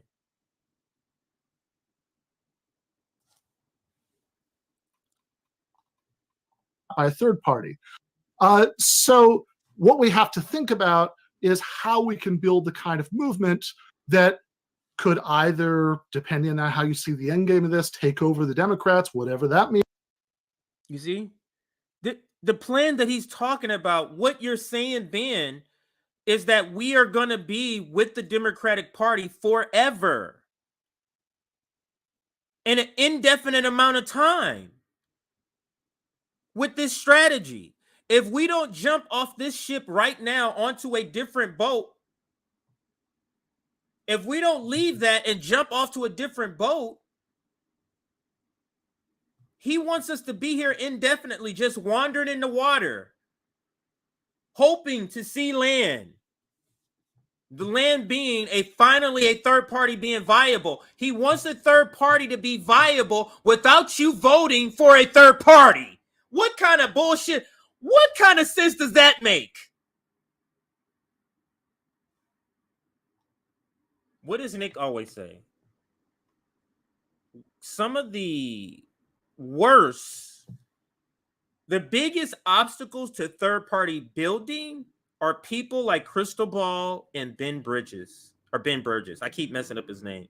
I know somebody that's their name, Ben Bridges. But anyway, let's continue with the video. I'll try to keep it or by that kind of dirty break scenario become a new party. Either way, I think that's building up the kind of electoral forces that coalesce around Bernie Sanders. And crucially, I think it's rebuilding the labor movement. I know I'm almost out of time here, but just let me make this last point. Oh, how dare you? How dare you come around here and co-opt the labor movement? This is terrible.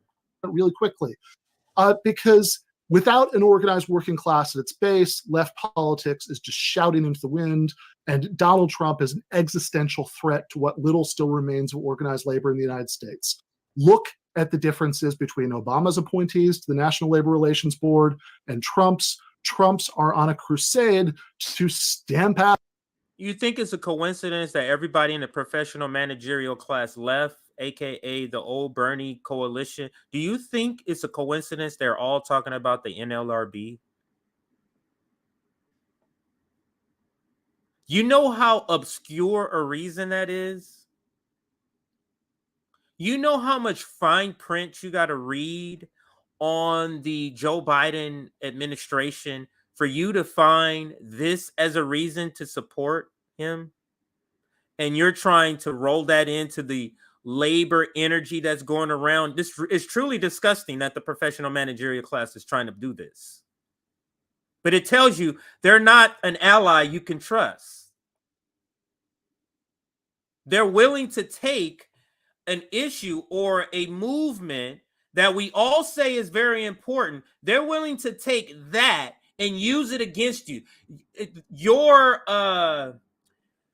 belief in a movement, your belief in labor power, your belief in a labor movement, they're using that want in you to say this is why you should vote for Democratic Party.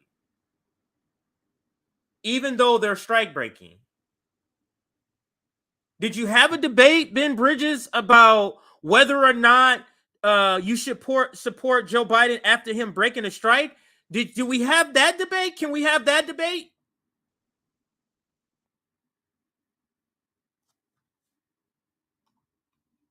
Out what collective bargaining exists in American workplaces. I think if we're going to have a chance of regrouping and going forward, creating something new, creating something that could actually politically defeat centrists, it is vitally important that we have as much working class organization as we possibly can, which is why I think that the enemy we want to spend the next 4 years fighting is the one that might try to co-opt and undermine. You guys want to call, you see how they co-opt our language and they use our language only to get us, because you are calling him an enemy only in this debate because you don't treat him like an enemy. That's the problem we have. You're calling him an enemy. You're certainly not treating him like an enemy. You're not critiquing him like he's your enemy.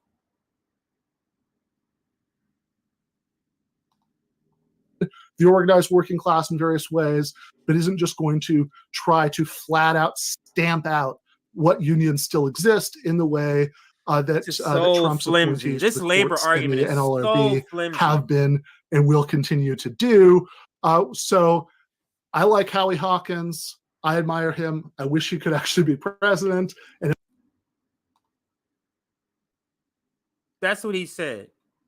The socialist guy says he admires the Russiagator. Of any of the Green Party candidates he could say, he skips over the incomparable Dr. Jill Stein to Howie Hawkins and says he wish he can be president.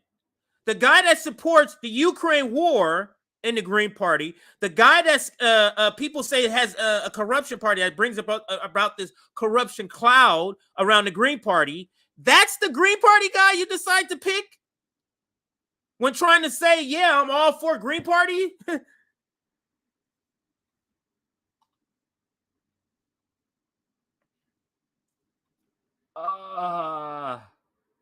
if I lived in California, then I would, with a song in my heart, I would do the political equivalent of smearing some shit on my prison.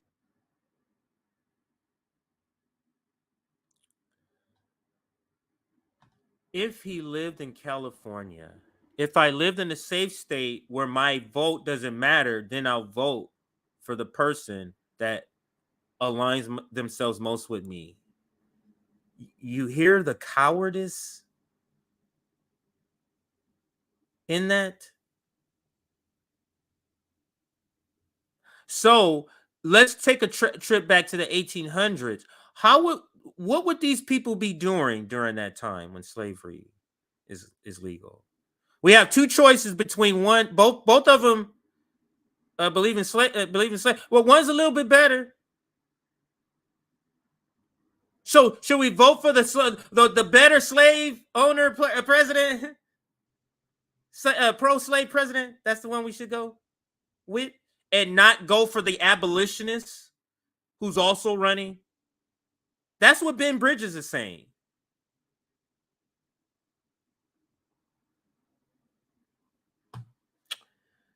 Welcome, brand new member, Clint Cohen. I hope I said that right. Clint Cohen.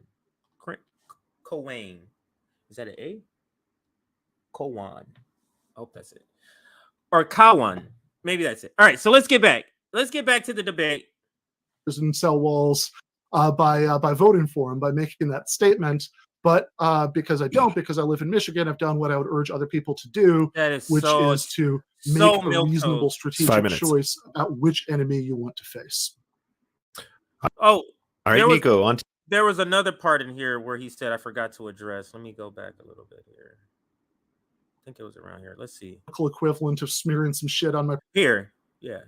So this is a tale. I don't know if he knows this is a tale or understand this is a tale.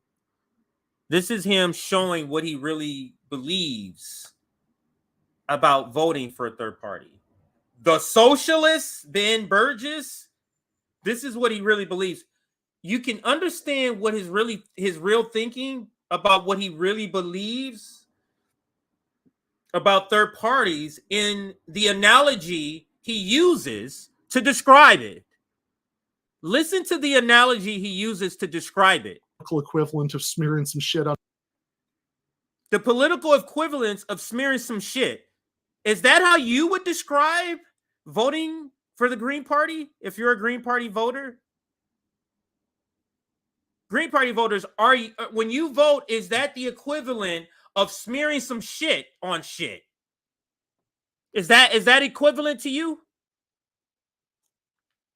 So let's listen in full perspective of that line. Actually be president, and if I lived in California, then I would, with a song in my heart, I would do the political equivalent of smearing some shit on my prison cell walls by voting for him, by making that statement.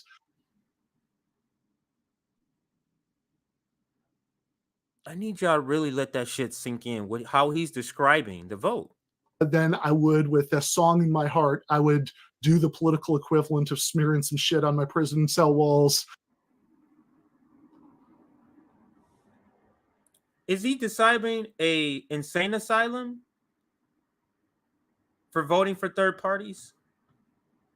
I just picked that up. Now, isn't that what he's describing? Let me go back. Am I tripping there? Let's go back. I like Howie Hawkins. I admire him. I wish he could actually be president. And if I lived in California, then I would, with a song in my heart. With a song in my heart. So you have a song in your heart and you're smearing shit in your prison walls. Is that the description of a insane asylum for voting for third parties? Do the political equivalent of smearing some shit on my prison cell walls by voting for him, by making that statement. But because I don't, because I live in Michigan, I've done what I would urge other people to do, which is to make a reasonable strategic choice about which enemy you want to face. All right, Niko, on to you. 5 minutes. So even though I agree with you about, I believe we should face the enemy that will get the most people on the battle lines. And that's Donald Trump.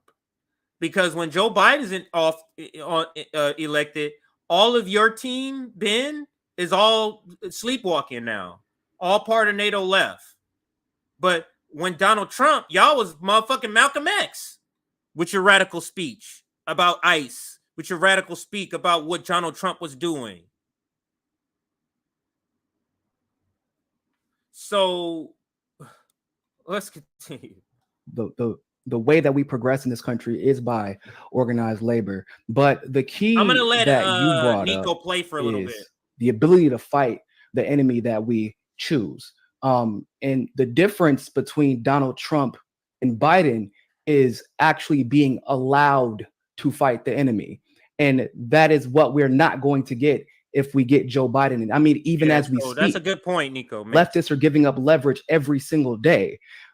The article comes out that Joe Biden is literally interviewing neocons for his administration, despite the task force that he created whenever Bernie dropped out, that everybody was so excited about.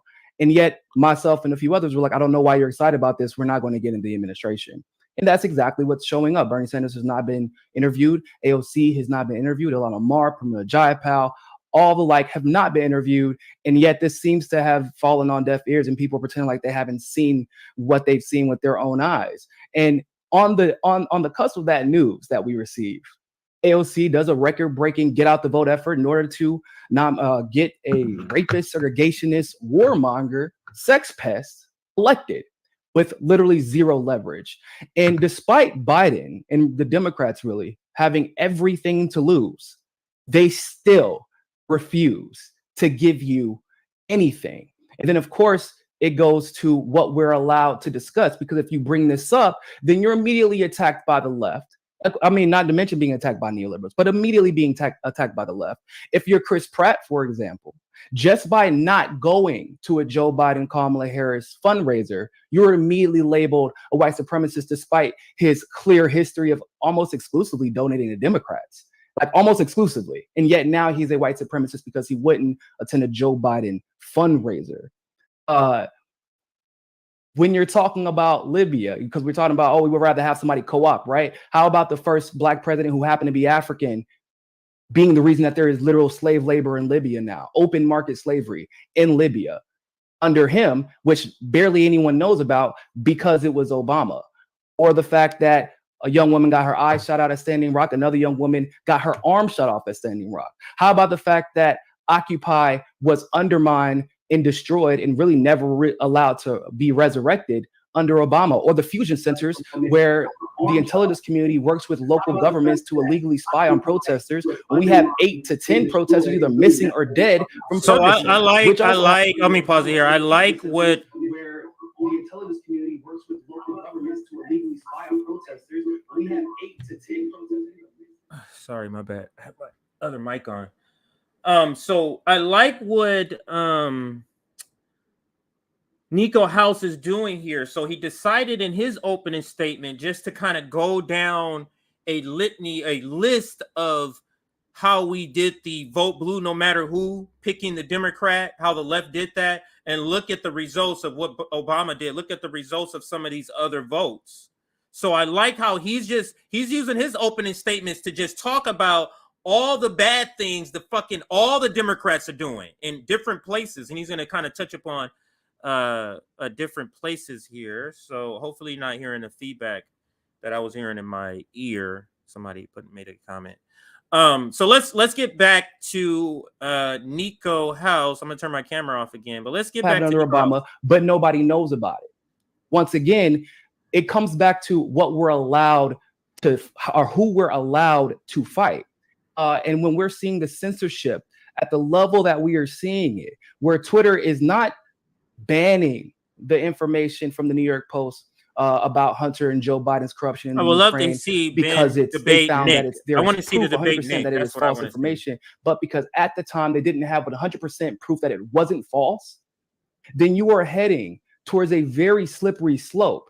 And I may not like Trump, but the difference between Trump and Obama in this particular case is I'm allowed to critique Trump. I'm allowed to criticize Trump, and I may even be elevated for it. But if you criticize Biden, just criticize him, then you could be banned off of a social media platform. And so you're talking about someone who has the entire neoliberal establishment, the neoconservative establishment with people like the Lincoln Project and the Transitional Integrity Project behind him. He's in a time where we're screaming, defund the police. He says, well, actually, instead, should we nominate a cop and then give them more money? At a time where progressives and this is a great point. So for those who believe in defund the police is their number one topic, Ben, are they supposed to give up? Are they supposed to reprioritize defund the police below an appointment of the NLRB? Is that what's supposed to happen, Ben Bridges? I'm sorry, Ben Burgess? Ben Burgess? My bad. So let's get back to Niko. And anybody really who even says, I agree with the Republican, is being smeared and hung and lynched damn near on social media. He's vetting the worst neocons that I can remember since I've been alive. because he knows he can get away with it. And people like Ben and others will vote for him anyway. And then pretend as if there's any way that we can substantively move him when he has shown that not only can we not substantively move him to the left if he wins, but even with all of it on the line as we speak, he not only will he not move to the left, he'll move to the right. He's moving to the right. I will not ban fracking. Moving Biden's to the words. right. I will not. My plan is not the Green New Deal. Biden's words. I don't feel bad for the 94 crime bill. It was actually just the state's fault, even though the bill, if you read it, clearly put the onus on the states to do whatever they can to put people in jail to get people paid. That is Joe Biden. That's Joe Biden, 5 minutes. 5 minutes? Okay, go ahead. Okay, so I'm just going to open it up now. Maybe give Ben a minute or two just to respond to maybe a couple of those, but then it's going to be just open forum. The two of you can go back and forth. And yeah, as long as things don't just turn into a screaming match, I don't think I'll need to jump in at all. So, have at it, gentlemen. Go ahead, Ben. Sure. So, so I agree as far as the criticisms of Biden go, and the criticisms of Twitter go. I think I agree with just about everything that I heard, right? I think that in the first couple sentences. This is the new thing. This is the new thing that they do now. Yeah, oh, that's right. How can you say, oh, that's right, and then the next sentence you say, vote for Joe Biden? That's not possible. That's either you're just telling me just to pander to me. Yeah, I agree with all of that. There's no way you agree with the things he's saying and the description of Joe Biden, and then you can come back and say, go ahead and still vote for him, though. That's not possible, in my opinion. You have to just be sort of agreeing just to get the vote, even though you don't believe that. Of my opening, I think I made it clear that I agree with all of that. So I think the question is, where do we come apart on this? And I think it's on two issues, right? One of them... It's the strategy. It's the strategy.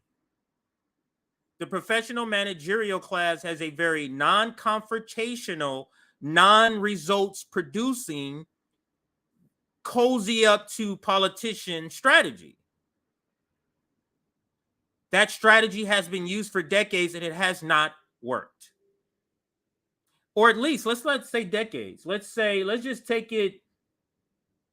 It's been used for 10 years and it has not worked. Let's continue. Is the criticism issue that you were talking about, the degree of tolerance by the neoliberal and neoconservative establishments for criticizing whoever is in office, and the other one is the leverage issue. So just to take those really quickly one at a time, I think it's true, right? I absolutely do not believe. I think I said this in the opening statement. That Biden can be pushed to the left. So I think that to my mind, the whole leverage thing is almost a non sequitur. So he can't be pushed to the left. That's part of what he's acknowledging. He can't. So not even gonna tell you that lie, guys. So let's give Ben at least that. At least he's not saying this guy's gonna be moved to the left. Yeah, I think that if we vote for Biden in swing states, which is where our votes matter the most, then I don't think that we have any leverage over him. But I also don't think that withholding those votes is a good way to get leverage. I think we've tried that strategy before. When did we try that strategy? I missed that. When did that strategy get tried? And let's also reframe that. What do you? Let me not reframe it, but let me answer it. That was never a strategy. We just voted third party because that's it. There's no strategy. This isn't bait for the Democratic Party. Voting for a third party isn't bait for the Democratic Party to we're just gonna go back. We're just over here, have a fling with the green. That's not what this is. It's a permanent detaching from the blue people to another party, whether it be green or red. I'm sorry, green. Let's say because the Party for Socialism and Liberation, they also use red, but red is already used by the Republicans. I got to think of a color. But so give me a moment. But yeah, let's continue with the video. And it didn't work. Millions of people voted for Ralph Nader in the year 2000, including, many times the alleged gap between Gore and Bush in the state of Florida, and not only did that not lead to the Democrats saying, "Ooh, we lost some votes to our left," then we better move to the left next time. Next time they dominate. But that's not the point. Whether they move to the left isn't what you said. Your goalpost moving. So let's go back. Many times the alleged gap between Gore and Bush in the state of Florida, and not only did that not lead to the Democrats saying, "Ooh, we lost some votes to our left," then we better move to the left next time. One, because he's saying the strategy of doing that and to get Democrats is not. No, this is what they do. They take a situation and act like that's what we wanted to do. That's our strategy. That's not our strategy. It's, for example, saying that you need a viable third party that can win that White House. That's not our strategy. That's not our strategy. Building a third party is not to win the White House, sir. That is not the strategy of building a third party. Now, if you win it as if by the off chance you win one of their corrupt elections, of course that's fine. But no third party, at least the ones that I've heard, have a realization that they're going to reach the White House, and that is not what they should be doing. The third party is the vehicle, is the way for people to say, because they need to have a place to go. You can't just say stop voting for the corrupt blue and red team. Some people need a destination. So the destination should be go to the green team, where you're green or whatever third party, where your vote, at least you're voting in line with the things that you want. A second here. Okay, the volume didn't go up. All right, let's get back to the video. Then we'll comment. Did I finish that point here? And not only did that not lead to the Democrats saying, "Ooh, we lost some votes to our left," then we better move to the left. One, this is a bad example for this too, because in your point that you're trying to make is that Democrats lost votes, which had them lose the election. So they either would move, listen to that left or not. But the thing is, they didn't really lose the election. So Ben Burgis, maybe that's the reason why they didn't respond. It's because they didn't lose the election. Remember, Florida just stopped counting. So in the Democratic establishment mind, there was no exhibit of third parties exerting their force. It was Jeb Bush, the brother of the guy who won, did him a solid and got him the presidency, and we chose not to fight it. That's what happened, Bryn. Next time they dominated John Kerry and Joe Lieberman. There were several states in 2016 where the Jill Stein vote was bigger than the gap between Trump and Biden. Certainly Michigan, where I live, where Biden. And another thing, I don't know too many socialists who go with the talking point that Nader and Jill Stein flipped the election. That's another telltale sign that this guy is not a socialist, not in the way that we think of socialists, maybe in the way that you think of the squad being socialists, pseudo-socialists. Where Trump beat Clinton by 0.23% of the vote. But not only did that not lead to the Democrats moving left, we got the most right-wing major candidate in the Democratic. You see how he's completely been talking to getting us to believe that's the point. No one ever made that argument. This is what they do.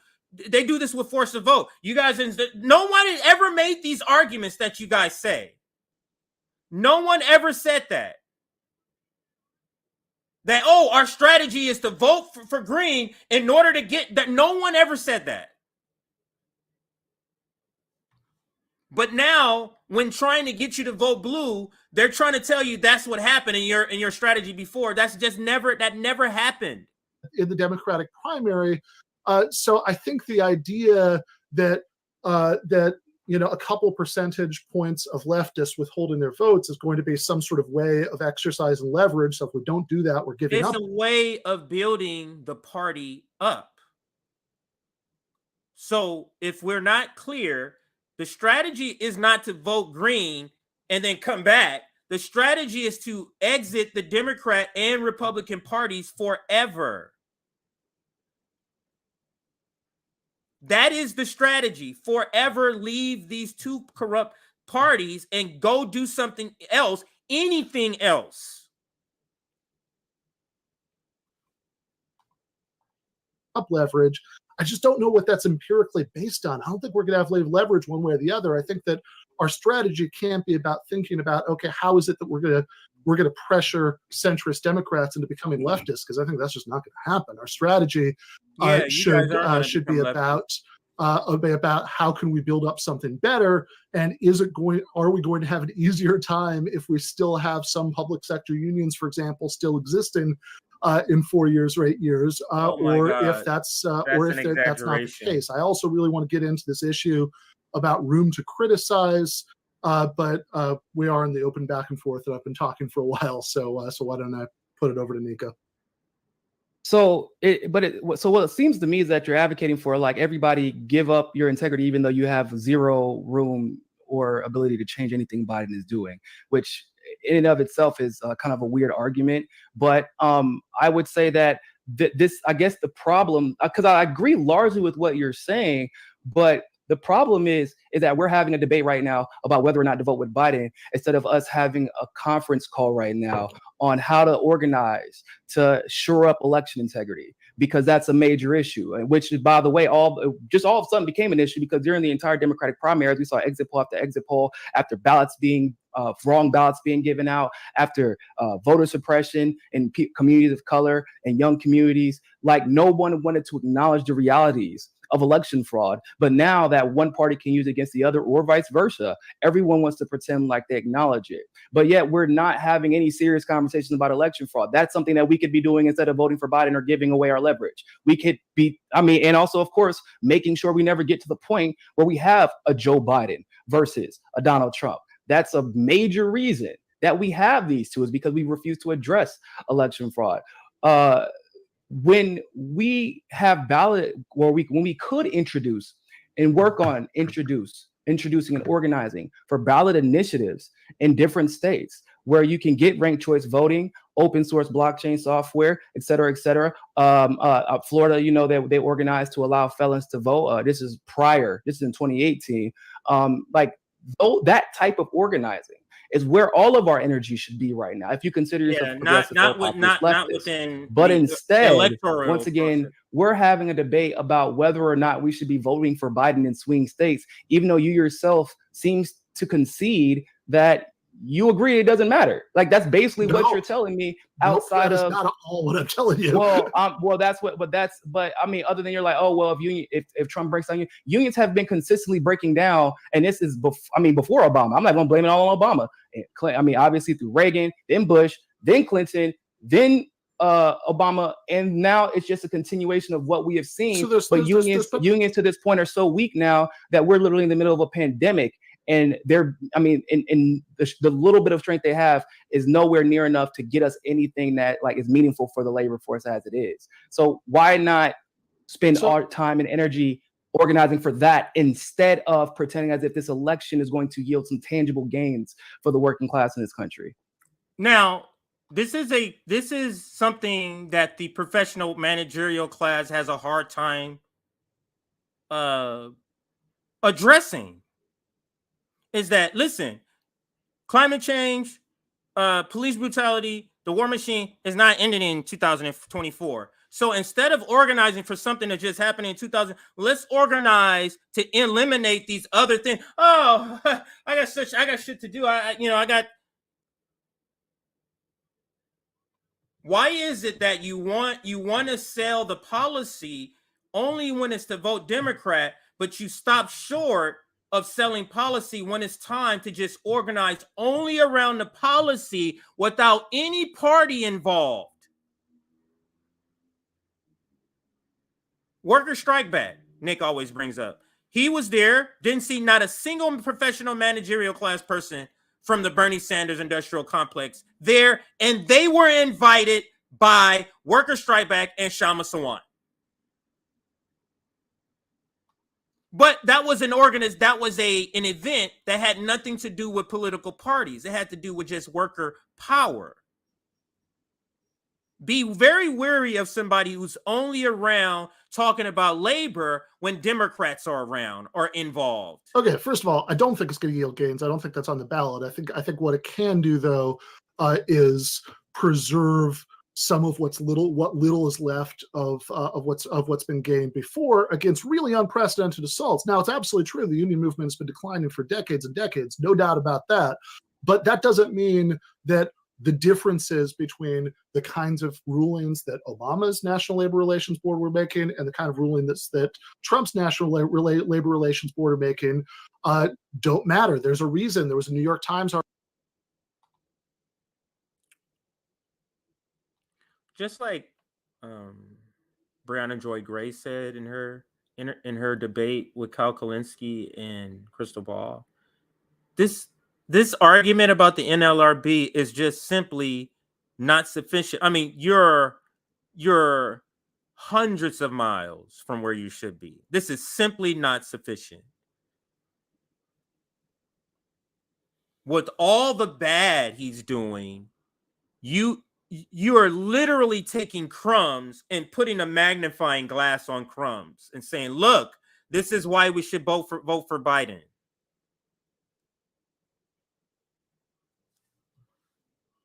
If this is all they got to push Joe Biden in 2028, they're going to have nothing to push no Democrat. Like, this is what they're down to.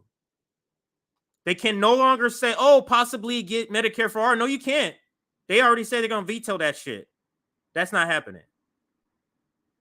Oh, $15 minimum. No, parliamentarian said that can't happen. It requires 60 votes unless it's through what is it called? Reconciliation. But if the parliamentarian says no, which she's already done, what that person already has, that means it's not going to happen. So working class people, poor people who are working at $7.25, who are being brutalized by the police, they should come out and vote for the Democratic Party because of NLRB. How is this not such a bourgeoisie argument? The NLRB has got to be the most professional managerial class argument for voting for the Democratic Party that I've ever heard. Nothing about inflation, about people's pocketbooks, nothing about that. Nothing about the homeless population, there's nothing you can point to besides the obscure NLRB. You're talking about unions, which the vast majority of people don't even belong to. But that's what we're voting on. This is such grasping at straws. This is grasping at, I don't even know what other analogy I can use, but this is below that. Article about this last week about Trump cabinet members racing in advance of January 20th when they think their guy is probably going to be out of office to make all sorts of regulatory changes. And the kinds of regulatory changes they're trying to make are all things like making it easier to reclassify workers as independent contractors so you don't have to bargain with them in many ways. There's a really good article about this by Paul Prescott and Jacobin I would encourage everybody to check out in many ways. I encourage everybody, no, check out no damn Jacobin. I encourage everybody to not check out Jacobin. That is the PMC magazine of magazines. That Trump's NLRB has turned back the clock on labor law to the most anti-worker it's been since the 1930s. And I don't think we should say, well, we've been losing the war anyway, so it doesn't matter if these really disturbing new things are happening to roll it back, that will be a difference. That is something we have control over. Unfortunately, the left doesn't have any control. So forget about the nuclear war, forget about marching us to war with Russia and China, forget about 115 billion to Ukraine. More drilling, the Willow Project, he's gonna kill us all, but the NLRB,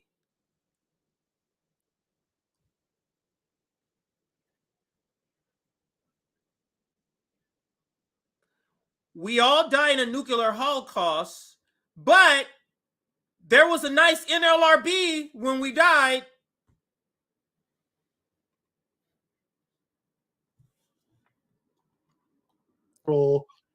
Over election integrity. You can do things like, volunteer for poll monitoring groups. How do we not but have for any the control but, over but, for, but for the next 2 weeks, right? There's not a lot we can do that's going to do that. Now, what little we can do, like I said, volunteering for those election protection sorts of efforts, I absolutely think, sure, we can do that.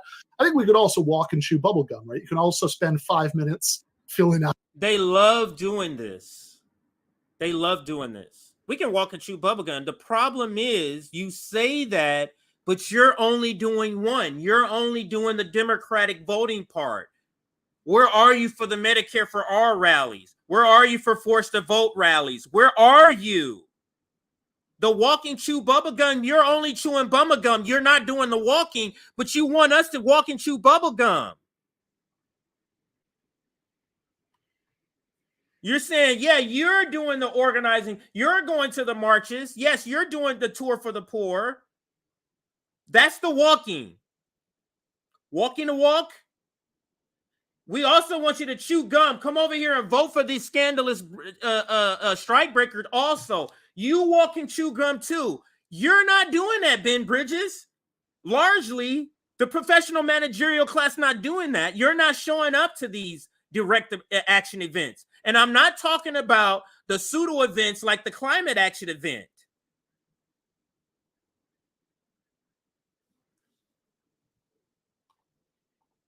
Out a ballot, which there are other things there that you probably want to do anyway in terms of ballot resolutions, etc. And while you're doing it at the top of the ballot, make this defensive maneuver to stop Trump's appointees to the National Labor Relations Board from ravaging what's left of organized labor. Words, I think bro. you can do that Calm and also down focus with on the these election exaggerated integrity words. issues. And I just do want to go back to one of the first things you said in this part, right? Which is you talked about we're being asked to, earlier you said that, we're being asked to sacrifice our leverage, but then it seemed like you agreed that we really don't have very much leverage either way. Then you said we're being asked to sacrifice our integrity. I just want to make clear, those are two very different arguments, right? So one is a tactical argument that by withholding a couple percentage of the vote, that's the sort of vote we're talking about, votes from committed leftists, then we can exercise some sort of leverage over the Democratic Party. I don't think that strategy has worked before. The other question is, That okay, is not, maybe we that don't is, have any leverage. you see one way how or they the keep other, which I doing think- that? They keep saying that's our strategy. That is not. No one ever said that is the reason we're voting green is to get, no one ever said that. Because the unfortunate reality of it, the outcome of the election matters because the difference between not. Democratic and Republican appointees to the National Labor Relations not. Board matter. Oh my God. This is where we've come. They're the same in war, if not Biden is worse. They're the same with ICE at the border, if not Biden is worse. More funding, more deportations, Biden. Brand new war in Ukraine that we're funding. And they happen to be Nazis. Increased funding to the police state.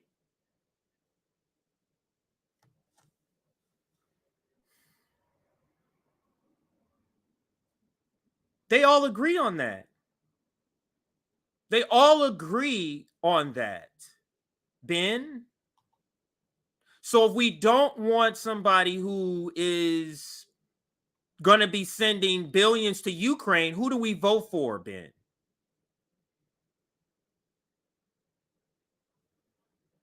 if we want somebody that's not going to be giving increasing funding, taking money from, for example, COVID funds to give to the police, who do we vote for, Ben?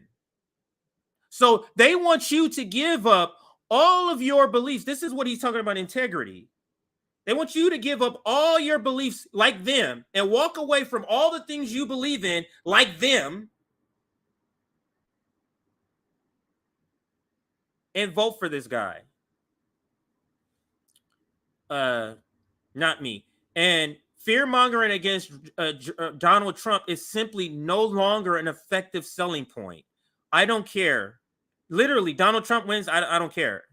It's not going to be any worse than Joe Biden. It's not.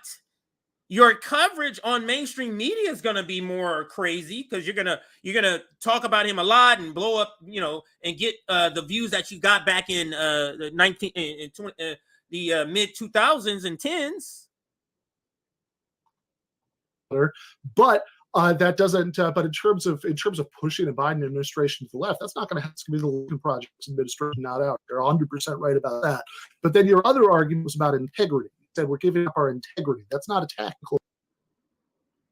Now I didn't get this. We're going to listen. I think Ben is about to explain how your vote is not tied. This is more about them. This is more to make them feel good that they're voting for a sexual predator, warmongering, genocidal maniac. So they have to make where integrity is not connected to who you're voting for. You get what I'm saying? It's self-serving, in other words. Let's continue. Argument. That's a principled argument, and I guess I would question what the principle is there, because it seems to me that if you're in some scenario, like you're in a horror movie and Jigsaw or somebody says you have a choice between these two rooms that you can open up this door, and something's going to try to kill you in each one, you could say, nope, I have integrity, I'm not going to choose. Or you could say, I want to open up the door where I think me and my friends have a better chance of surviving.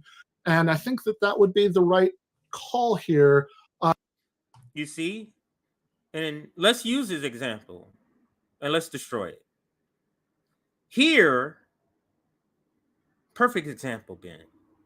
Here, the professional managerial class believes this scenario, you pick the door. The professional, it never enters their thought, how about we not be in a place where the guy from Jigsaw is having us pick two doors? It never comes to their mind. That's the reality we're trying to get to here, Ben.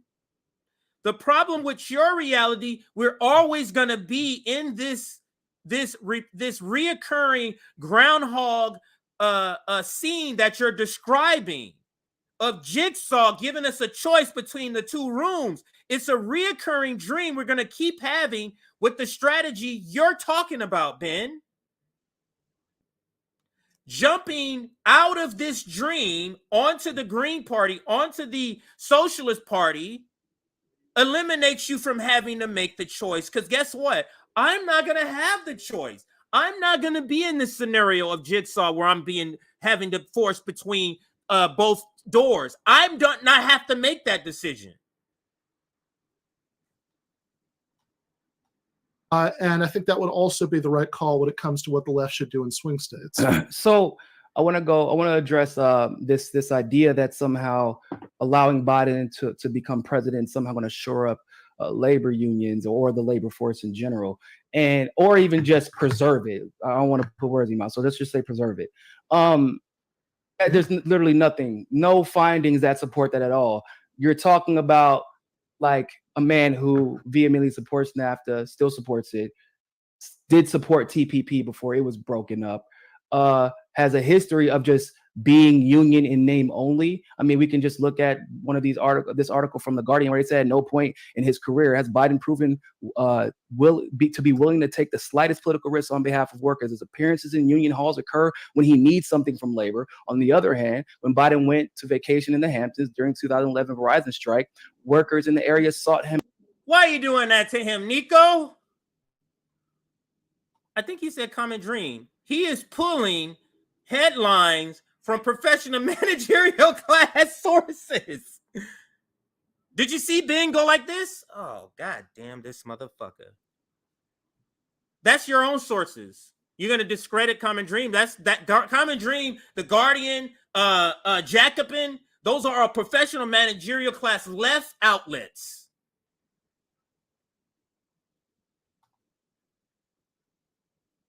Watch how Ben reacts to what Niko says here. Watch. His appearances in union. Hang on a second. I didn't go back far enough. Right here. Supports it.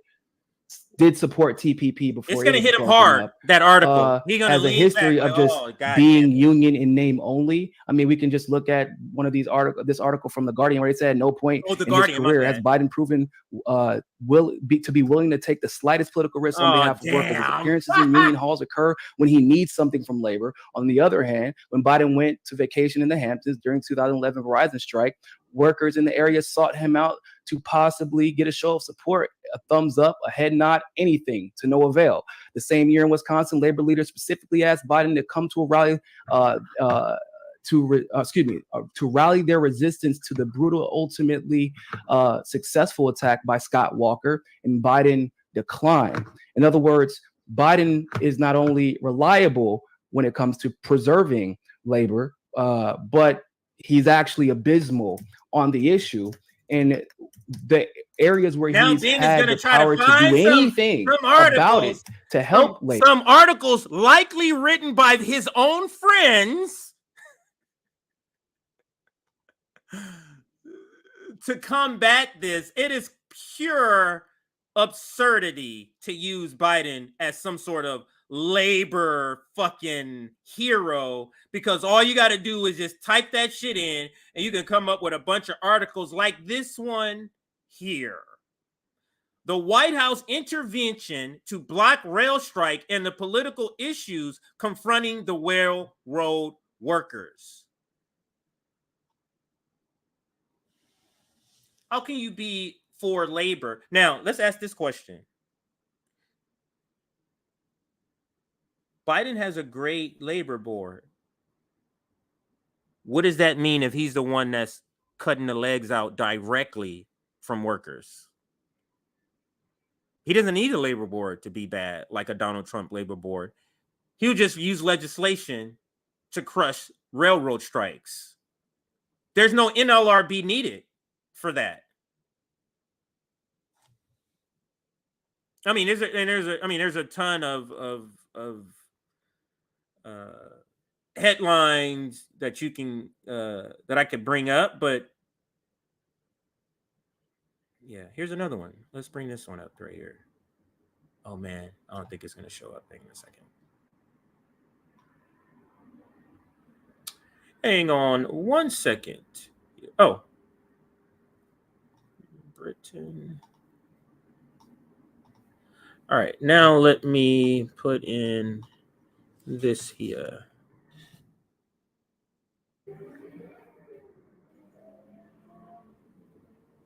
Oh, this is a different one. My bad, everybody. All right, so then I'll go to the article I thought I found a new one, but let's go to the other article I have saved for this segment, and we'll bring it in here. This one's from Socialist Alternative, right?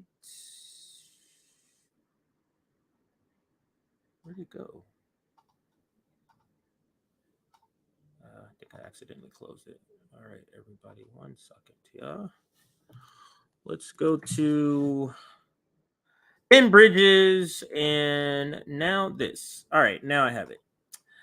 So this article is from Socialist Alternative, and it's called, the title is "The Labor Movement Needs Its Own Political Party."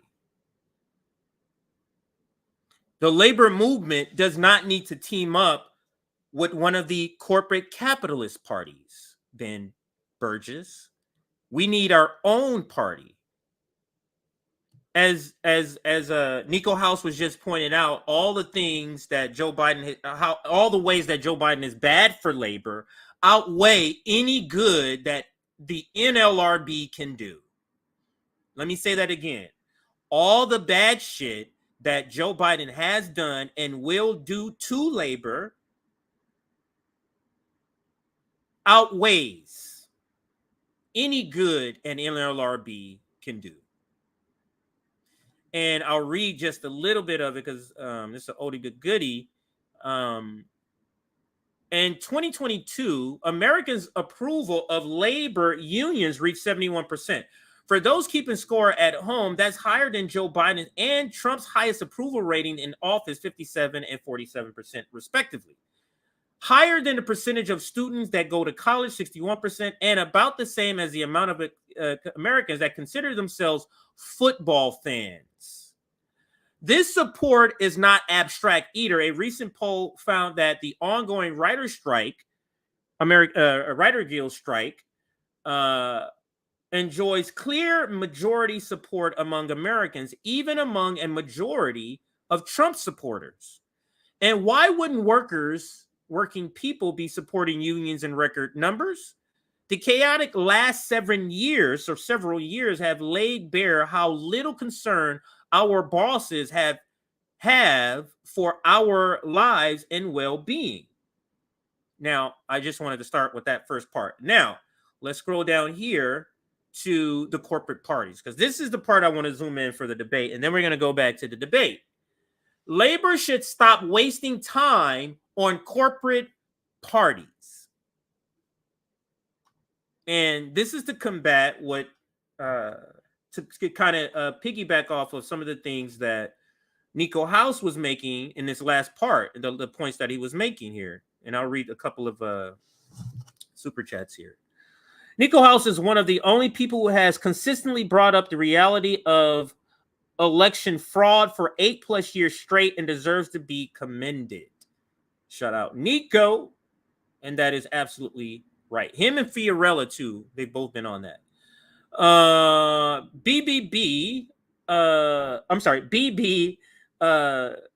arguments, and that's been Burgis, arguments didn't age well.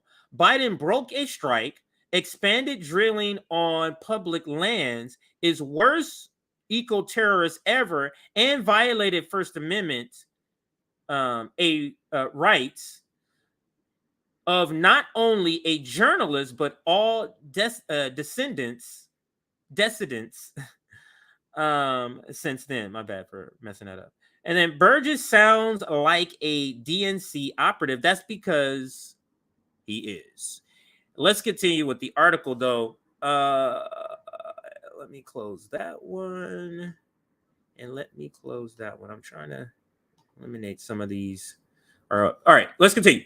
In June, the AFL-CIO, the largest federation of labor unions in the country, representing over 12 million workers, endorsed Joe Biden in the 2024 presidential election without consulting its membership. This is a grave and dangerous mistake. Biden is a strikebreaker and has already shown that when workers and bosses go head to head, he'll choose the bosses every time. And do you get that, Ben? Like, you can say something about the NLRB, but the top guy we're voting in is very much anti-worker, anti-union. There is an alternative, a genuine left-wing independent option that the unions are willfully ignoring. Cornel West. Now, I'm talking about this more in general as a third-party campaign, and they're talking more specifically Cornel West. But my general argument in this debate is that the general argument is that we need a left. We need not just a left. Workers need a party outside of the blue-red team. And I think that should be a working class party. His campaign, while it is a very early stage, has represented a direct challenge to the boss's two-party system and is based around a set of working class reforms like Medicare for all, an increased minimum wage, and expanded Social Security. Now, let's talk about these three here. Medicare for all. The Democrats are going to veto that. Increase minimum wage. They said they can't do that because of a parliamentarian. Expanded Social Security. There's several videos of Joe Biden talking about how Social Security should be included in cuts. For unions to endorse Biden in this context without a democratic process among their members amounts to a betrayal of their own members. Neither party in our corporate two-party system represents the interests of working class people. Some union locals, now let me stop there. Neither party in our corporate two-party system represents the interests of working class people. Neither party. But Ben Burgis is trying to argue, yeah, they don't advocate for you wholly, but this little small print thing that they do, the NLRB, let's vote for him for that. Yeah, it comes with a bunch of other bad shit, which could be bad shit against labor. So just imagine if they were saying this before in 2020. Vote for Joe Biden just for the labor appointments. And then he breaks a strike. What would they say about that? Yeah, good labor board, but he's over here breaking strikes, man. Let's get back to the video. Man, I have other stories to go to too, but I do like this discussion on this, and it's a needed discussion on the debate. I'm likely not going to get to all of the majority of this, but let's listen to maybe 5 more minutes, and then we're going to move on. He's done the opposite. As VP, he says the bailout, he takes a lot of credit for that bailout, where he literally bailed out Wall Street instead of Main Street. He bailed out the auto industry, but did little to nothing to help bail out the auto workers. He's a lot of the reasons that a lot of these jobs are not here anymore. And let's not forget, this is also not just about Biden, of course. This is about Kamala, because Biden has made it clear that the person who comes in as VP needs to be ready by day one, because he has no anticipation of being a 2-term president. And so now we have to worry about consequences, not only next year, but 4, 8, 12 years down the line. So you're really giving up your leverage potentially for 3 administrations, because if she starts day one after 2 years, she can run again twice. And this is a candidate who was, wildly unpopular. We already know what both of them have done to communities of color. We already know what both of them have done to Black communities specifically.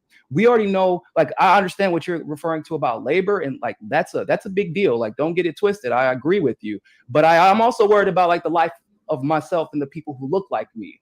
And there is in none of your arguments, by the way, I've just heard zero reassurance about this key issue, and this is an issue that I've seen ignored by quote unquote socialists who care about quote unquote labor on a regular basis.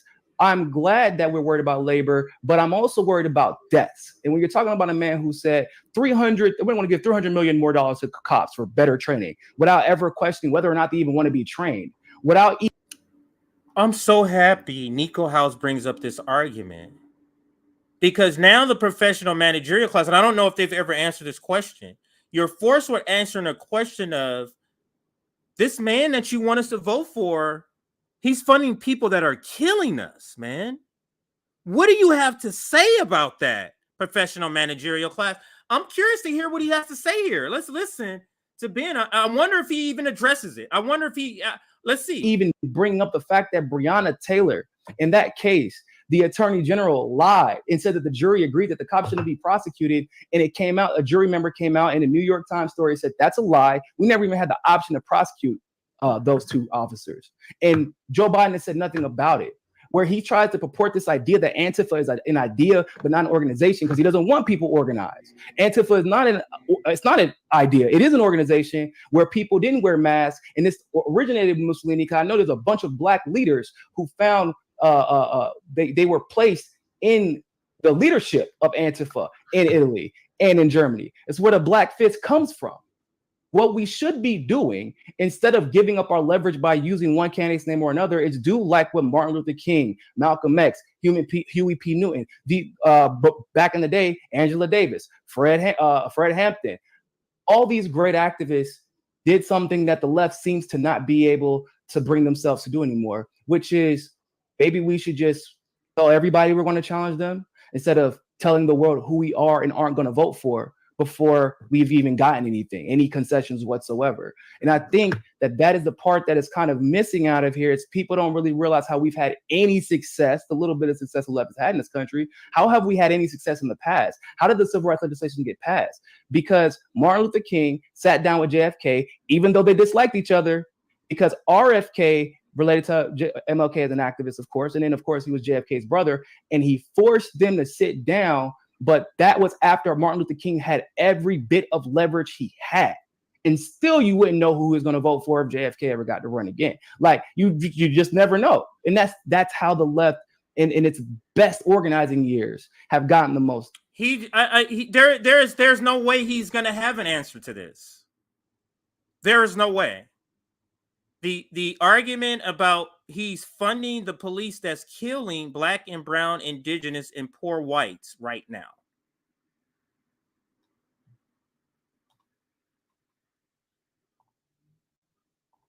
Because RFK related to MLK as an activist, of course, and then of course he was JFK. And this is I just needed to hear it. And then the second point that Niko makes, he's not going to be able to address, because he gives an example. How do you think all of these movements happened? Did any of them come out and say, "Oh, we're supporting this guy"? No. Even after the signing of legislation, nobody knew who he would vote for. That's how you do it. You lose your leverage. You put pressure on everybody. Doesn't matter who's in the seat. That's how you put pressure. That's how you build power. And you can't do what he's saying you do by advocating for voting for either one of the teams. In this case, you're saying the blue team.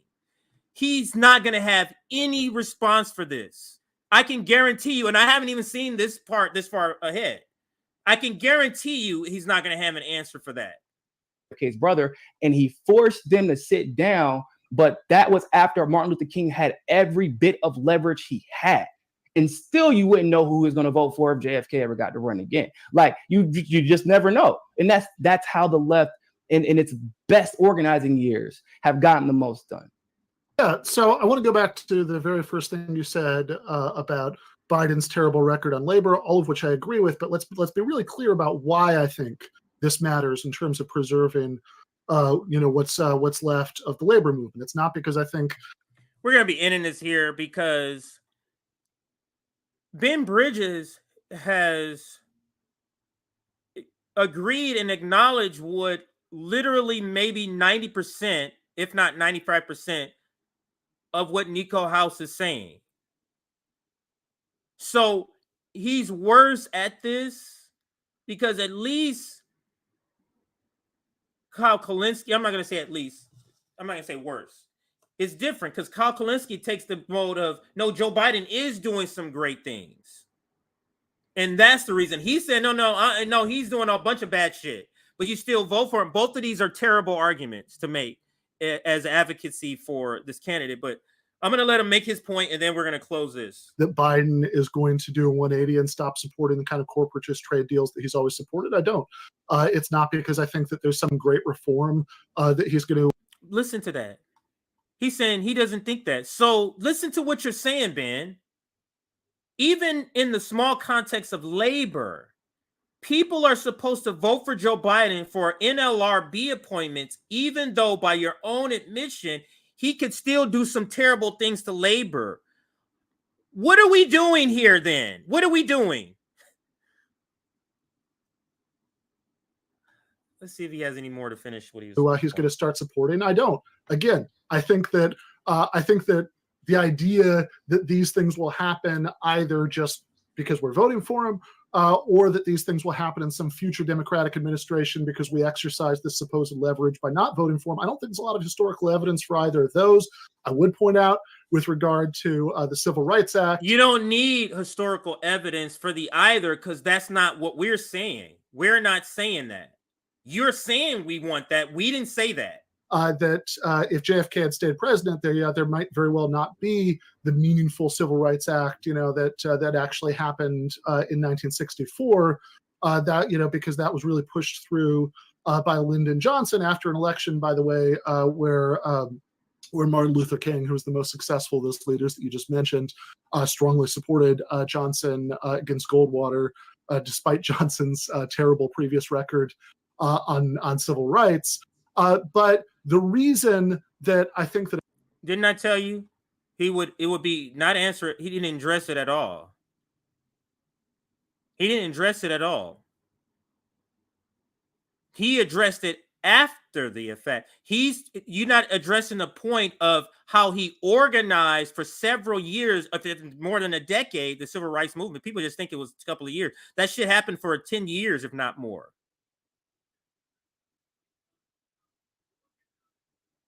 But he doesn't want to address that part. That was the main part that Niko was the point that it was trying to make. that it matters as far as labor is this very specific issue, which is whether Democrats or Republicans are going to be appointed to the courts and to the National Labor Relations Board. And I think that Biden would do what Obama did, which is to say, mostly appoint mediocre Democrats to those things rather than Republicans, which means having a whole bunch of precedents that were just reversed by the Trump administration when it comes to stuff like whether the union is allowed to use public places as an employer, like the area outside of a grocery store. And so they have that. How many people was affected by that? He wants you to go vote for that thing he's mentioning. Who was affected by what he's just saying that happened, the decision from a labor board? Nobody. But we're supposed to use that as the decision for our vote. But anyway, this is nonsense.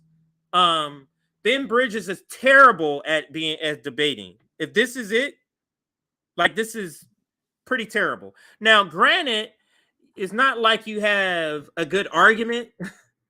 You have been given a terrible side to have to defend, so I'll give you that, but that was pretty not good. The next one I want to do is Vivek. Where is he? The rest of my stories are kind of like quick hitters, quick stories. And we're going to get into this Vivek Ramaswamy clip in just a moment here. Let me get it set up and let me get the right banner up and all of that. But this is him talking about Mexico and what he would do if he's president. So we got this one and a couple of other ones. And here goes. I just saw Zoya. Civil Rights Act passed because the streets were on fire after rioting. Johnson was a racist that gave in to a pacifist to pacify. Yes. And that is absolutely right. The description that you have there. Did I make this bigger? Oh, okay. So this is one that I'm not on. All right, so I'm on the right one here. Shout out to Zoya. Thank you for that comment, Zoya. And Vivek wants to invade Mexico if president. Let me do a little checking here. Let's do a couple of just quick little shout outs because I haven't done one for all today. So let's do quick little shout out before I get to the other stories here.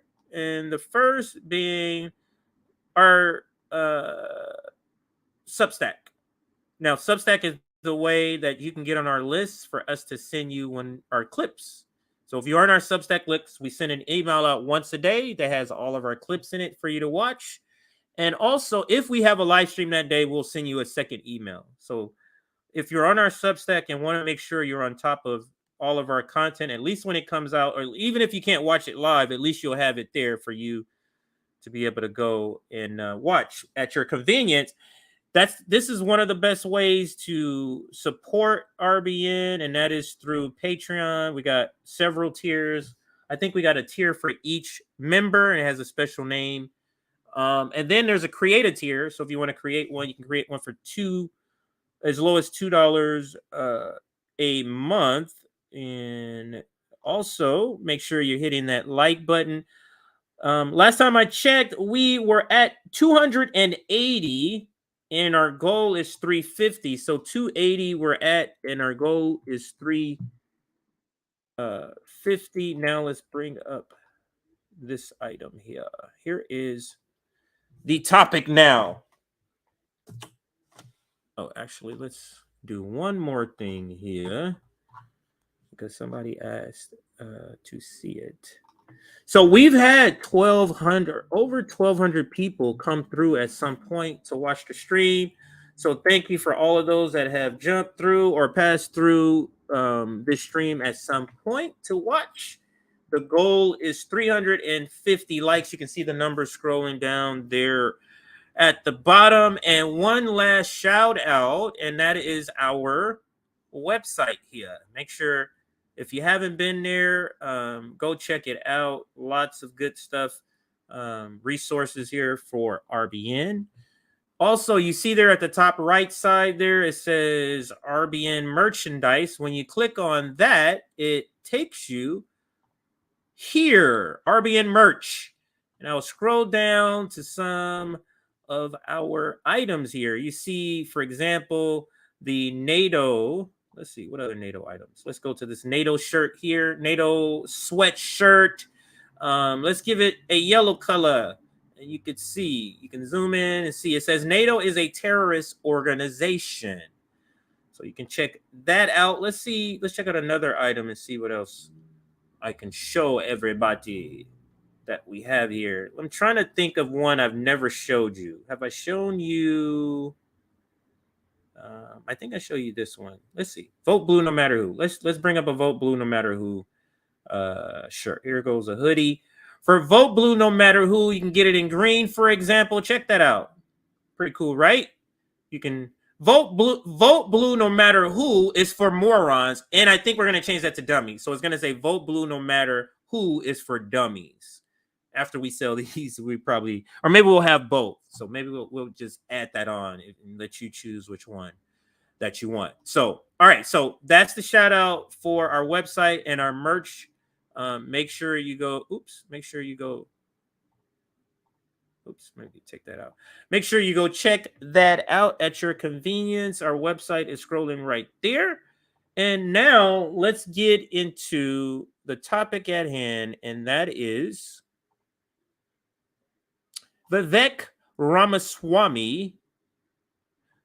And actually, let me give Aaron a cue. Aaron, you can start here. Vivek wants to invade Mexico if president. And in this clip, you'll hear him talk about what he would do with Mexico if he were president. And he also mentions how happy he is AMLO is leaving, like he's terming out, like he's reaching his term limit. And he's happy about that. AMLO. And then I'm going to pick up the phone and I'm going to have a phone call with Claudia Sheinbaum or whoever it is that wins the next Mexican presidential election. I'm grateful that AMLO is going to be out. Mexico has an election in 2024.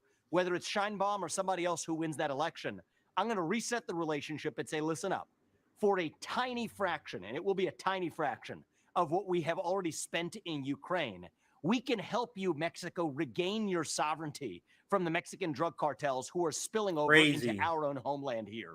But if you don't do it, then we will come in and get the job done ourselves. Because the fact of the matter is, it's like if you have a neighbor who has a dog that comes over to your yard and keeps biting your family members repeatedly. If they keep repeatedly doing that, at some point you can take a shotgun and shoot that dog. That's legitimate, legal, morally, ethically justified. And I think the same thing applies This guy's to unhinged. a country to our south that has lost its sovereignty to the Mexican drug cartels. What? And we're going to have to defend ourselves if necessary. They've lost their sovereignty. So right now with Ukraine, there's a lot of talk at UN, for example, and other places. Sovereignty, sovereignty, sovereignty. So the US is saying Mexico has lost their sovereignty. They're making the judgment that another country has lost their sovereignty. Hang on one second.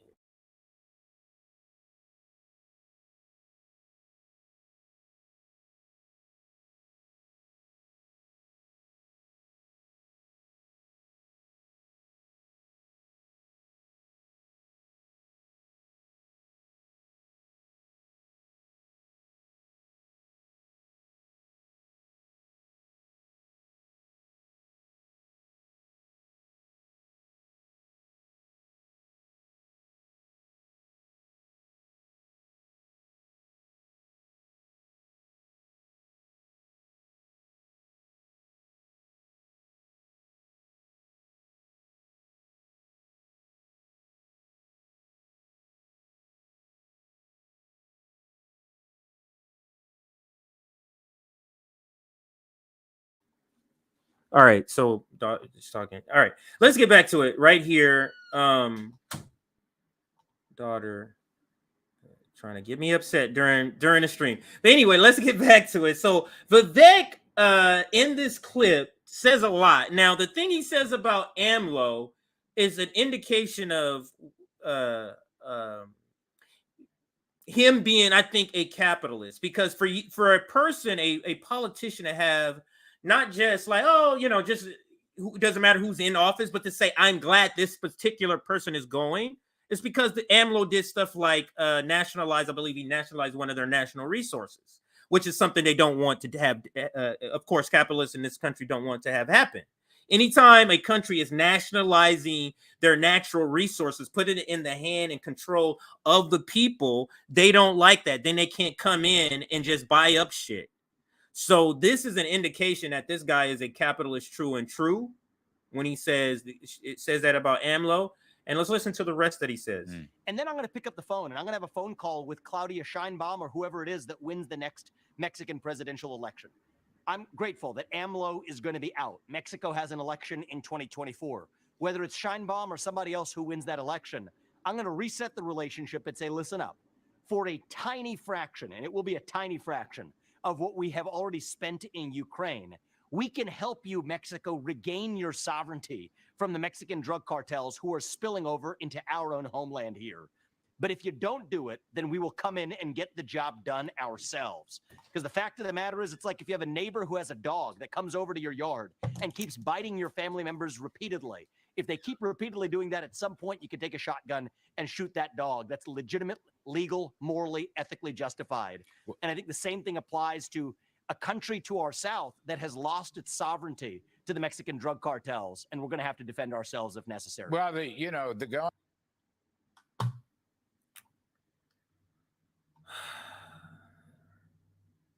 I really do think that that's what we're heading to, because you're hearing Republicans talk about this. Was it Marco Rubio or Ted Cruz? I can't remember who else was talking about something like this, or Lindsey Graham. It might have been Lindsey Graham that was talking about this, sending troops to Mexico. That's how unhinged our ruling class has gotten. That we're making a determination that another country has given up their sovereignty to crime, to some criminals, and that's given up their sovereignty enough to where we can go in and send troops, regardless if that's what they want or not. This is just completely unhinged, in my opinion. Not that I would be voting for Vivek Ramaswamy. I'm starting to see him look less and less appealing, and I think it's showing in his polling. Like, his polling has sort of receded, and I think that is the reason. So we can close that there. Like I said, this was a short topic. I'm getting close to where I'm getting to it hard out. I didn't mean to do that debate so long, so I'm gonna have to push the other topics to a different day. I'm gonna have to push the other topics to a different day. I spent too long on the debate, so my apologies for that. And I read through the super chats. I just want to shout out the new member again. Thank you again for becoming a new member. Welcome to the RBN YouTube family. Much appreciated. Yeah, read that one. I don't know if I read this one here. MK Ultra finally flipped Ralph Nader, Walpole reports. Yes, that was another story listed in my description I wanted to get to. Nader supporting Biden. It is what it is, that guy. Can't wait to see Ben Dixon tap dance over Biden. And that is the last super chat. All right, so I am going to get out of here, and I will have to push these other topics to another day. But I do appreciate everybody showing up. Hit that like button on your way out. And tomorrow we have the debate stream. We will be covering the GOP debate, so make sure you tune in tomorrow. I don't think I'm gonna have a daytime show, but I may move these stories to tomorrow, the ones I wasn't able to cover, and just do them tomorrow. So I may do that. We shall see. But until then, thank you for watching.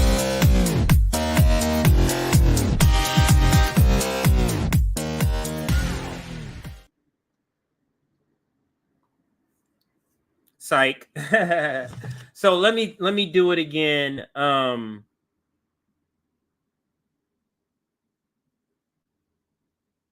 Yeah, I don't hear. It looks like I have in one of my earpieces. I have the show that playbacks to make sure the sound. And it looks like my sound may have went out, even though my light was still on. So let me just say the last part. I don't know how far back the sound went out.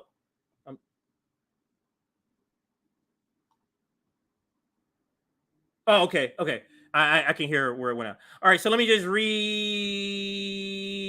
super chat. Jay the informant can't wait to see B Dixon tap dance over Biden.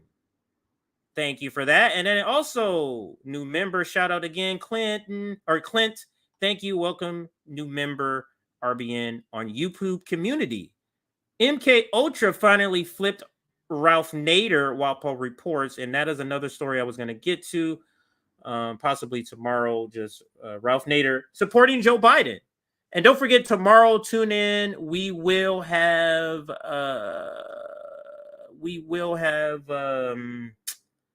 tomorrow we will have GOP debates. So make sure you tune in for that. Yeah, I don't understand why my mic. So sorry, those for the mic. The mic, I have a problem with the mic. I'll have a fundraiser later after I get a new laptop. But the mic goes in and out sometimes, and since it doesn't turn the light off, that usually indicates that it's out. Like, I don't know unless you guys tell me in the comments. So my apologies for that, but I do got to get going. So thank you for watching. Have a great rest of your day, everybody.